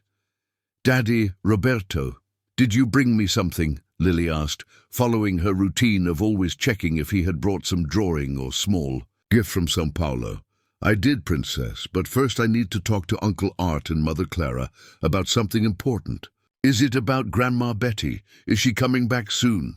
Roberto looked at the other adults with an expression that made everyone's heart race. "That's what we need to talk about." After Lily went to play in the garden, the three gathered in the living room. Roberto took a deep breath before starting to speak. "I received a call from Betty's lawyer yesterday," he said. "There have been complications in her case." "What kind of complications?" Arthur asked immediately. "The Cordero family changed their mind about the agreement. Mrs. Cordero's son found out about the situation and convinced his mother that she was being too lenient. They want Betty to serve her full sentence." "How long does that mean?" Clara asked, although she feared the answer. "Between 2 and 3 years, without the possibility of parole." The silence that followed was devastating. Everyone knew what this would mean for Lily, who was counting the days for Betty's return. "How are we going to tell her?" Clara murmured. "There's something else," Roberto continued, clearly reluctant to proceed. "Betty asked to convey a message. She wants Lily to stop waiting for her. She wants the girl to move on with her life without feeling obligated to maintain a bond." "She can't be serious," Arthur protested. "She is. She thinks it's better for Lily to have a clean break, to build her life with you, without the shadow of a prison looming over her happiness." "But Lily talks about her every day," Clara said. "Plans activities for when she comes back, keeps special, and things to show her. I know. That's why this decision is breaking Betty's heart, but she thinks it's what a real mother would do, put the child's well-being above her own desire to maintain the bond." At that moment, Lily ran into the living room, holding a flower she had picked in the garden. "Look how pretty. I'm going to save it to give to Grandma Betty when she comes back. She always liked yellow flowers." The three adults looked at each other, none knowing how to approach the devastating subject they needed to discuss. "Lily," Clara said softly, "come here, honey. We need to talk about something important." "Is it about Grandma?" "It is." Lily sat on Clara's lap, but her eyes turned to Roberto as if she instinctively knew that he brought the news. "Grandma Betty is going to take longer to come back than we thought," Roberto began carefully. "How much longer?" "Much longer, maybe a few years." Lily's face slowly transformed, the realization penetrating her 6-year-old mind. "Years. Like a very, very long time." "Yes, Princess, but I'm going to get too big. She won't recognize me." "She'll always recognize you," Arthur said, "but Grandma Betty wants you to be happy now, without waiting for her." "She doesn't want me to wait for her anymore." "It's not that she doesn't want to," Clara explained. "It's that she loves you so much that she wants you to live your life without sadness." Lily was silent for a long time, processing this information impossible for a child. Finally, she got off Clara's lap and went to the window, looking at the garden, where she had spent so many mornings waiting for news from Betty. "Can I still write letters to her like this?" she finally asked. "Of course," Roberto replied, "and if I save special things to show her when she comes back, even if it's a long time from now, you can save them. Then I won't stop waiting for her," Lily declared with a determination that surprised all the adults. "I'll grow up and be happy like she wants, but I won't forget her." Lily's emotional maturity once again left the adults speechless. She had found a way to honor both Grandma Betty's wish and her own heart. That night, Lily insisted on writing a letter to Grandma Betty, dictating the words for Roberto to write. "Dear Grandma Betty," she began, "Daddy Roberto told me that you'll be gone for a long time. I'm sad, but I understand that sometimes bad things take time to be fixed. I want you to know that I'm okay and happy. I have Mommy Clara, Uncle Art, and Daddy Roberto taking care of me. I'm going to grow up and learn many things to tell you when we see each other again. Don't worry about me. I love you very much. Lily." When Roberto finished writing, Lily asked to add a drawing. She drew a picture of a bigger girl, clearly representing herself in the future, hugging an elderly woman. "It's so she remembers that I'll be waiting," she explained. In the days that followed, Lily went through a period of grief, unlike anything she had experienced before. It wasn't the definitive loss she had felt with her biological parents, nor the fear she had known with the inadequate caregivers of the past. It was an active longing, a way of loving from a distance that showed her growing emotional maturity. Clara watched her daughter navigate this complex pain with growing admiration. "She's stronger than any child should need to be," she commented to Arthur one night. "It's a result of the experiences she's had, but it's also a result of the love she received from Betty, from us, from Roberto. She learned that love is stronger than distance. Do you think we did the right thing by not trying to change Betty's decision? I think we respected the decision of someone who loves Lily enough to give up her own happiness for her well-being. It's the kind of sacrifice that only true love can make." 2 weeks later, Roberto brought news that would once again change the family dynamic. "I received a job offer," he announced during Friday night dinner. "A company here in Aspen wants to hire a senior accountant. Does that mean you can live here?" Lily asked, her eyes lighting up. "It means I can be close every day instead of just on weekends." "Forever? If you want me to stay." Lily looked at Clara and Arthur. "Do you want Daddy Roberto to stay?" "We do," Clara replied without hesitation. "Our family is better with him here." "Then that's it," Lily said, as if it were the most natural decision in the world. "Now we're a complete family. Even with Grandma Betty away, we're complete."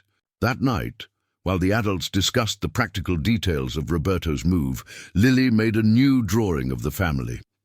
This time, she included a bridge between their current house and a distant place where she drew a small female figure. The bridge was covered in hearts and flowers. "What's this bridge?" Roberto asked. "It's the bridge of love," Lily explained. "Even when people are far away, love makes a bridge between them. Grandma Betty is on the other side of the bridge, but she's still part of our family." "You're very wise for a 6-year-old, Roberto said, hugging her. "Grandma Betty taught me that love doesn't end just because people aren't together, and you've shown me that it's true." 3 days later, Roberto signed the job contract in Aspen and began looking for a small house near Arthur's property. Lily's unconventional family was becoming increasingly stable and interconnected, creating a network of emotional safety that she had never imagined possible. But what none of them knew was that Betty, in her cell in the São Paulo prison, had made a decision that would change everything once again. She had decided to appeal her sentence not for herself, but because she had discovered something about Lily's past that could completely transform everyone's understanding of who she really was. Autumn was coming to an end in Aspen when the call that would change everything finally came.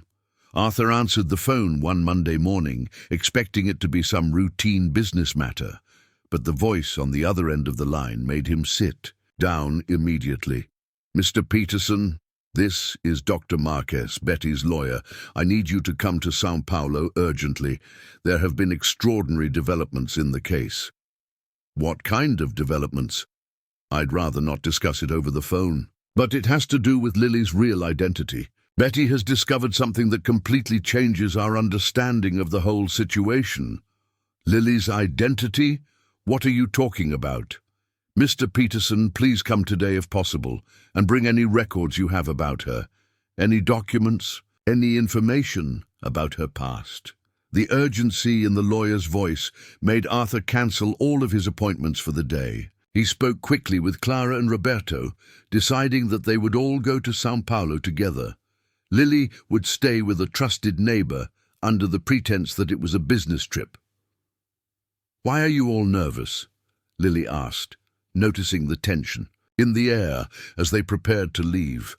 "We're not nervous, dear," Clara lied. "We just need to take care of some boring adult things." "Is it about Grandma Betty?" "It could be," Arthur responded honestly, "but we don't know yet.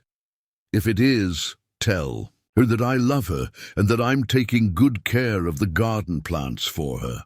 The trip to Sao Paulo was made in tense silence. Each of them was lost in their own thoughts about what revelation could be so important as to require an urgent in-person meeting. Dr. Marquez's office was in the city center, an old but well-maintained building. When they arrived, they found Betty waiting in the meeting room, escorted by 2 prison guards. She was visibly thinner and had more grey hair, but her eyes lit up when she saw the 3 of them. "How is Lily?" was the first question she asked. "Good," Clara replied. "Adjusting to the news that you'll be gone longer, but good. She's growing so much," Roberto added, "and she always talks about you." Dr. Marquez entered the room carrying a voluminous folder. "Thank you for coming. What I'm about to tell you will shock all of you." He sat down and opened the folder, revealing documents, photographs, and reports that appeared to have been collected over months. "Betty contacted me a few weeks ago with a theory about Lily's past. She had begun to remember details that at the time didn't seem important, but together formed a worrying pattern." "What kind of pattern?" Arthur asked. "Betty, you tell them," the lawyer said. Betty took a deep breath. "When I found Lily in town square, she was in a state of shock, but in the first few days we spent together, she would say strange things. During her nightmares, she talked about a bad mother who hurt her, about a man who disappeared, about having a big brother who was going to save her." "And you think that means what?" Clara asked. "At the time I thought they were just traumatic fantasies. But after months in prison, reflecting on every detail, I began to connect the dots. Lily wasn't simply abandoned by parents who died. She fled a situation of domestic abuse." Dr. Marquez picked up one of the photographs from the folder. "We hired a private investigator to trace Lily's last known addresses before she appeared in the social services system. What we discovered is disturbing. The photograph showed a woman in her 30s with an older man in front of a simple house on the outskirts of Sao Paulo. This is Marcela Santos, who presented herself as Lily's mother in the social system records. And this is Valdir Santos, the man she lived with. Neither of them were biologically related to the child." "How so?" Roberto asked. "Lily was kidnapped when she was 3 years old from a family in Ribeirão Preto. Marcela and Valdir were part of a child trafficking scheme, but when the operation was discovered, they fled, taking only Lily." The silence in the room was deafening. Clara felt as if the world had stopped spinning. "Wait," she said slowly. "You're saying that Lily was kidnapped when she was 3 years old from a family in Ribeirão Preto?" "Exactly, and there's more." Dr. Marquez opened another document. The original missing persons report for Lily was filed in Ribeirão Preto by a woman named Clara Silva Tavares. That's impossible, Clara murmured. I never lived in Ribeirão Preto with Lily. I gave her up for adoption when she was 1 year old. The Clara Silva Tavares who reported the disappearance is not you. It's another person with the same name, which created all the confusion in the records. Betty leaned forward. Mr. Peterson, Clara, you don't understand. Lily is not your biological daughter. She has a real family who has been looking for her for 3 years. But the documents, Arthur began, were falsified by the system. When Lily was first found, traumatized and unable to speak, someone grabbed the first record of a missing child with a similar name and assumed it was the same person. Roberto stood up and began to pace the room. You're saying that we've spent months building a family around a child who has living biological parents looking for her? Not just living, Dr. Marquez said. Desperate. They never stopped looking. Clara covered her face with her hands. My God! And the real Lily, my biological daughter, is still missing. The investigation is being reopened. The reality of the situation hit everyone like an emotional tsunami. The child they had learned to love as a daughter, niece, granddaughter of the heart, had a real family who had suffered for 3 years without knowing her whereabouts. How are we going to tell her this? Arthur whispered.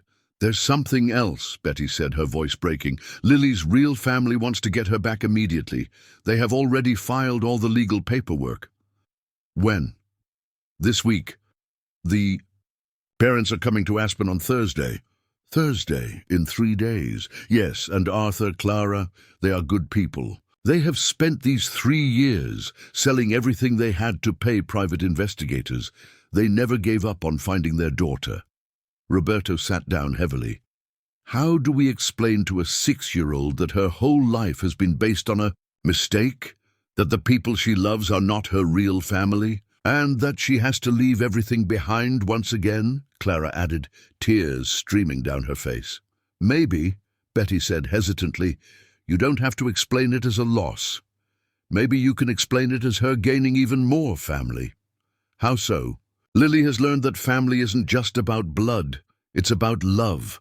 Her real family will get her back, but you will always be the people who saved her when she needed it most. Dr. Marquez consulted his documents. I spoke with the biological family's lawyers. They are willing to allow you to maintain contact with Lily if she wants. They recognize that you took good care of her during a crucial period. Contact isn't the same as being family, Arthur said bitterly.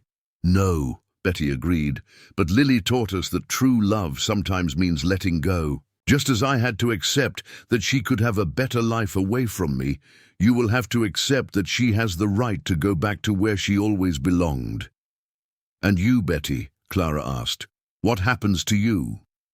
With this new evidence showing that I saved a kidnapped child instead of kidnapping an abandoned child, my legal situation has changed completely. I may be released in a few weeks. To do what? Lily won't be with us anymore. To start over, to accept that sometimes our mission in someone's life is temporary, but no less important. That night at the hotel in São Paulo, the 3 stayed up late, trying to process the devastating revelations. In 3 days, they would have to tell Lily that her entire life had been based on a mistake, and that she would have to leave the only stable family she knew to return to people who were strangers to her. How are we going to do this? Clara asked for the 10th time. With love, Arthur replied. The same way we've done everything until now, with love. But none of them had any idea how love could be enough to make this transition less painful for a child who had already lost too much in her short life. The trip back to Aspen was the most difficult any of them had ever made. The weight of what they would have to tell Lily made every mile a torture. Arthur drove in silence, his hands firm on the steering wheel, but his eyes revealing the emotional storm he was facing. Clara looked out the window, lost in thoughts about how a confusion of identities had created a family and was now about to destroy it. When they arrived home, Lily was waiting for them in the garden, playing with Mrs. Carmen, the neighbor who had taken care of her. Seeing the car, she ran to them with the radiant smile that always lit up her days. "You're back! I missed you so much. Mrs. Carmen helped me make cookies for you," she exclaimed, hugging each of them tightly. "We missed you too, little one," Arthur said, his voice filled with an emotion he struggled to control. "Did you find out anything about Grandma Betty?" The three adults exchanged glances, none knowing how to begin the most difficult conversation of their lives. "Lily," Clara said softly, "we need to talk to you about something very important. Would you like to come inside?" "Is it something bad?" Lily asked, her childish intuition immediately detecting the seriousness in the air. "It's complicated," Roberto replied, "but we'll explain everything carefully." They sat down in the living room, Lily in the middle of the sofa between Clara and Arthur, Roberto in a chair opposite. For a few moments, no one knew how to start. "Remember when you first came here and told you that sometimes people's lives are complicated?" Arthur began. "I remember. We've discovered that your story is even more complicated than we thought." "How so?" Clara took a deep breath. "Lily, do you remember your life before you met Grandma Betty? Long before, when you were very little?" Lily frowned, concentrating. "I remember bad places, people yelling, being scared.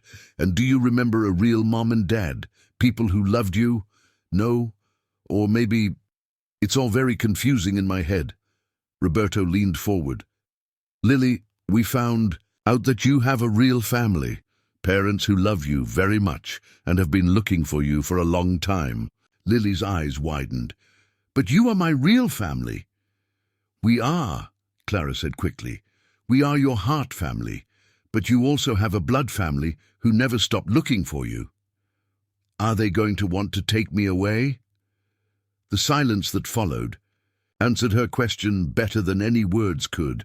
"I don't want to go," Lily said, her voice becoming small. "I want to stay here with you." "We know, my dear," Arthur said, hugging her, "but sometimes the right things are hard to do." "Like when Grandma Betty had to leave?" "Similar to that, yes." Lily was quiet for a long time, processing this impossible information. When she spoke again, her voice was filled with a sadness that broke everyone's heart. "Are they good people? My real parents?" "They are," Clara replied. "They love you very much and never stop looking for you. And you? Will you forget about me when I leave?" "Never," promised Roberto, his voice choked with emotion. "You'll always be our princess, no matter where you are." "Can I visit you?" "Your real parents said yes, if you want to, of course." "And Grandma Betty? Will she know where to find me?" "We'll make sure she knows," Arthur promised. That night, Lily insisted on sleeping in Arthur's room, as she did when she was scared or confused. She stayed awake for a long time, asking questions and trying to understand how her life was about to change again. "Uncle Art," she whispered in the darkness, "do you think my real parents will like me the way I am now?" "They'll love you exactly as you are," he replied. "Anyone would be lucky to have you as a daughter." "What if I can't love them like I love you?" "Love isn't a competition, little one. You can love many people in different ways, like I love you, Mommy Clara, Daddy Roberto, and Grandma Betty, but each one in a special way?" "Exactly like that." On Thursday morning, Daniel and Maria Santos arrived in Aspen in a small car, driving slowly through the town as if they were navigating a dream. For 3 years, they had been searching for their daughter Laura, who had been mistakenly registered as Isadora in the system, selling everything they owned to pay private investigators, never losing hope that one day they would find her.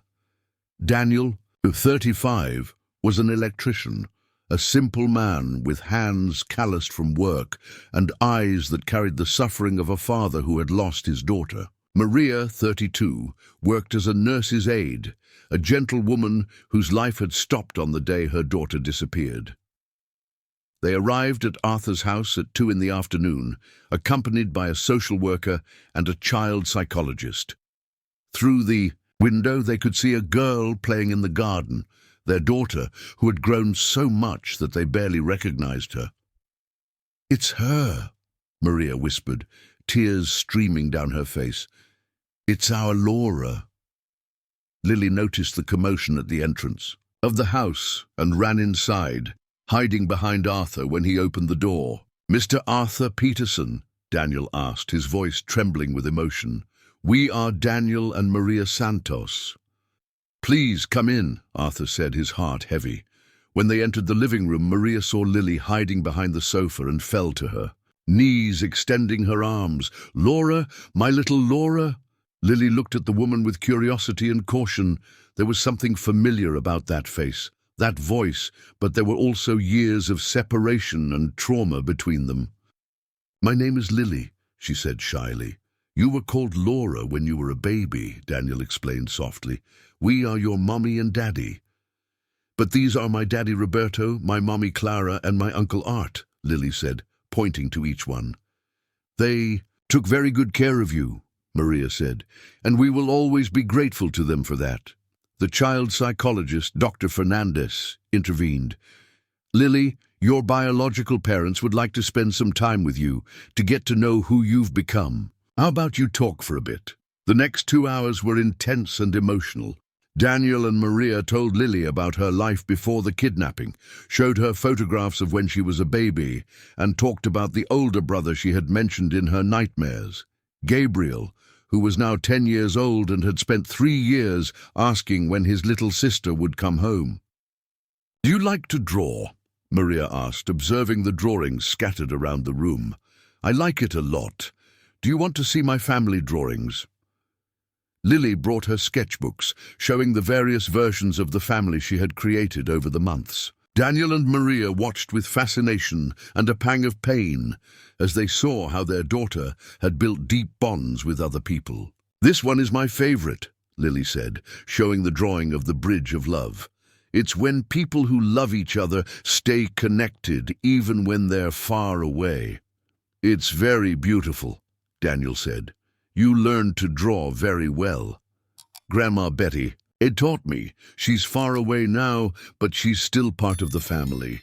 Throughout the conversation, Lily maintained a respectful but cautious distance. It was clear that she recognized something familiar in Daniel and Maria, but it was also obvious that they were strangers to her. When it was time for them to leave, they would be staying in town for a few days to facilitate the transition. Lily asked a question that surprised everyone. "Can I draw you in my family?" "Of course," Maria replied, moved. "But you have to promise one thing." "What?" "That you'll let me continue to love the people I already love. I don't want to choose." Daniel and Maria exchanged glances, understanding that their daughter had become a wise person beyond her years. "We promise," Daniel said. "Family isn't about having to choose. It's about having more people to love." That night, after Daniel and Maria left for the hotel, Lily made a new drawing. It was a large house with many rooms where all the people she loved could live together, including her biological parents, Gabriel, and even Grandma Betty. "That's how I want it to be," she said to Arthur. "Everyone together." "Maybe it can't be exactly like that," he replied gently, "but the love that you feel for each person will continue to live in your heart, no matter where you live." "Uncle Art, do you think I'll be able to be happy with them?" "I think you'll be able to be happy anywhere, because you've learned that happiness comes from within, not from where you are. And you, will you be able to be happy without me?" Arthur hugged her tightly. "We'll miss you a lot, but we'll be happy knowing that you're where you should be, with the people who have loved you since before you were born." The transition would be painful for everyone, but for the first time since they had learned the truth, there was hope that it could be done with love instead of just loss. 2 months later, on a sunny December morning, Arthur's house was fuller and noisier than it had ever been. It was Lily's 7th birthday, or Laura's, as she had decided she would like to be called by her biological parents, keeping Lily as her heart name with her chosen family. The birthday party had become an event that perfectly symbolized the unique family that had formed around the girl.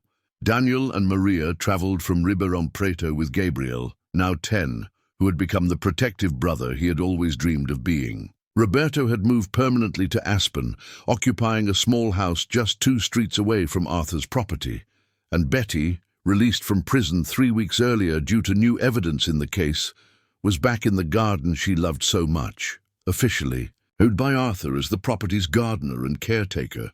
"Grandma Betty, the flowers are beautiful," Lily exclaimed, running through the garden that had been decorated especially for her party. "My parents are going to love them." "Your parents," Betty replied with a smile, "are all the people here. My dear, the custody situation had been resolved in a way that no one had foreseen." Daniel and Maria, after spending 2 weeks getting to know the life that Lily had built in Aspen, made a decision that surprised even their own lawyers. Instead of simply taking her away, they proposed a shared custody agreement that would allow her to maintain her bonds while rebuilding her relationship with her biological family. During the weekdays, Lily lived with Daniel, Maria, and Gabriel in Ribeirão Preto, attending a school near her parents' house and gradually readapting to life with them. On weekends and holidays, she came to Aspen, where her chosen family awaited her with anticipation. "Laura is coming!" shouted Gabriel, who had posted himself at the window to watch for the arrival of the guests. The boy had developed a special relationship with his sister, mixing the protective love of someone who had waited for her for years with the admiration for her strength and resilience. The first car to arrive brought Daniel and Maria, followed by Lily, who jumped out of the vehicle and ran towards the house like a projectile guided by love.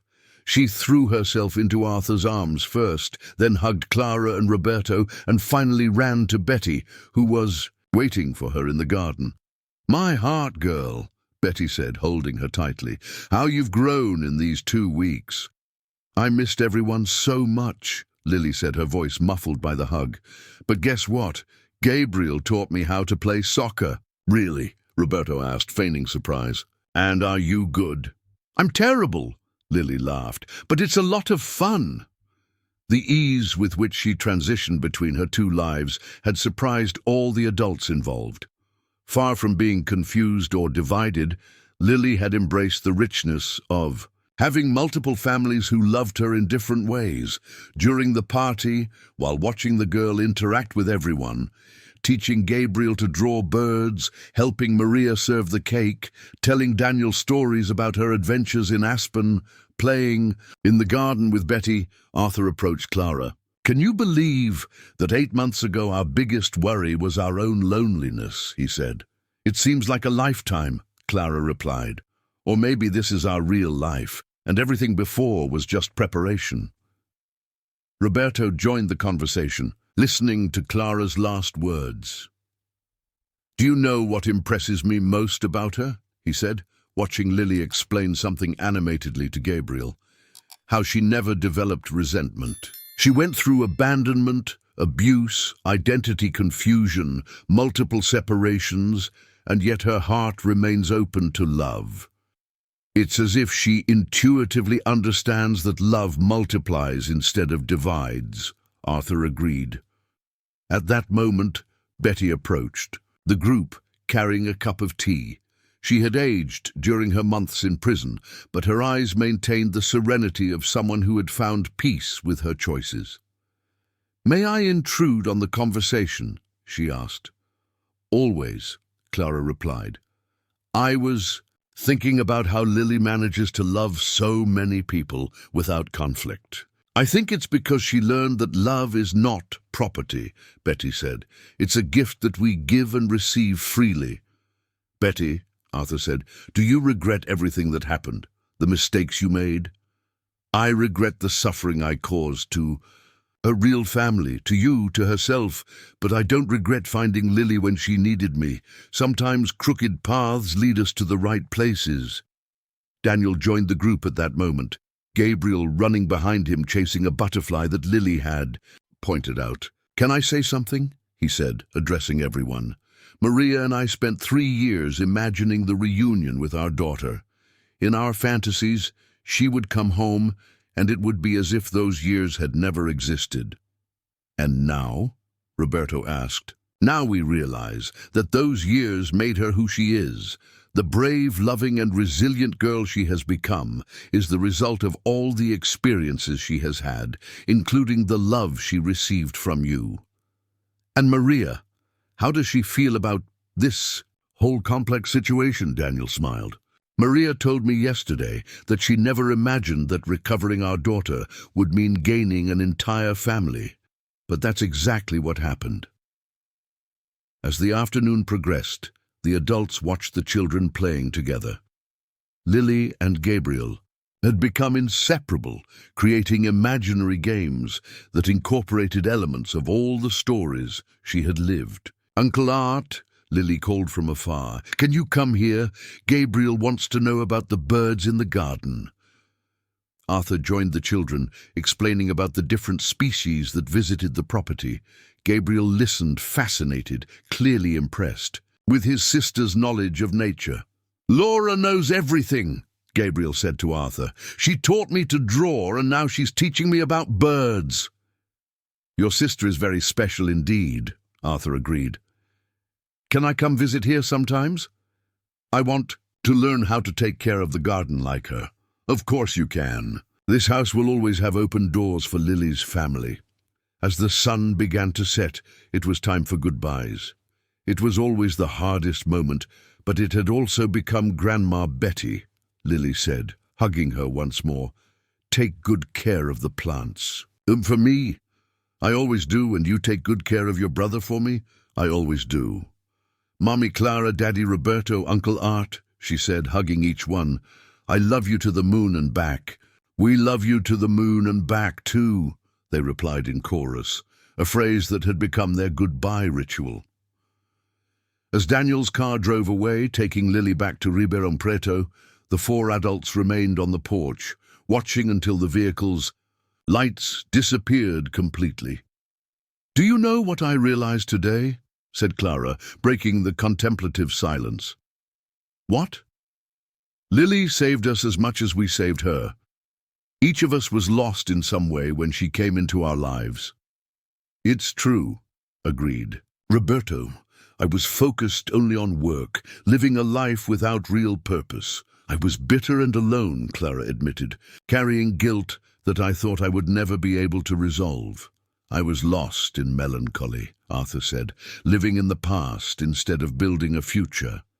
And I was running from my mistakes, added Betty, thinking it was too late for redemption.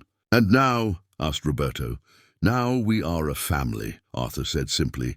Unconventional, non-traditional, but real.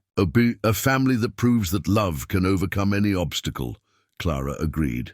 That night, after everyone had retired to their homes, Arthur remained in the garden, reflecting on the extraordinary journey that had begun with a girl asking for a piece of French toast at the Mountain View diner. 8 months later, his life had been completely transformed, not only by Lily, but by all the people she had brought into his orbit. In the pocket of his shirt, he carried Lily's most recent drawing, a large tree with branches that extended in all directions, each branch representing a member of her expanded family. At the base of the tree, she had written, Lily's heart, family, where love grows infinite. Watching the stars over Aspen, Arthur smiled, knowing that some of life's greatest blessings come disguised as unexpected responsibilities, and that true love has the power to transform not only one life, but all the lives it touches. The girl who had entered their lives hungry and afraid had become the bridge that reunited lonely hearts, healed old wounds, and proved that family is much more than blood. It is the daily choice to love, protect, and care for one another. No matter how complex the arrangement may seem to the outside world. And in her room, in the house in Ribeirão Preto, Lily fell asleep peacefully, surrounded by photographs of all the people she loved, knowing that she had the rare good fortune to belong to multiple worlds of love, all connected by her brave heart that had taught everyone that true love never divides. It always multiplies.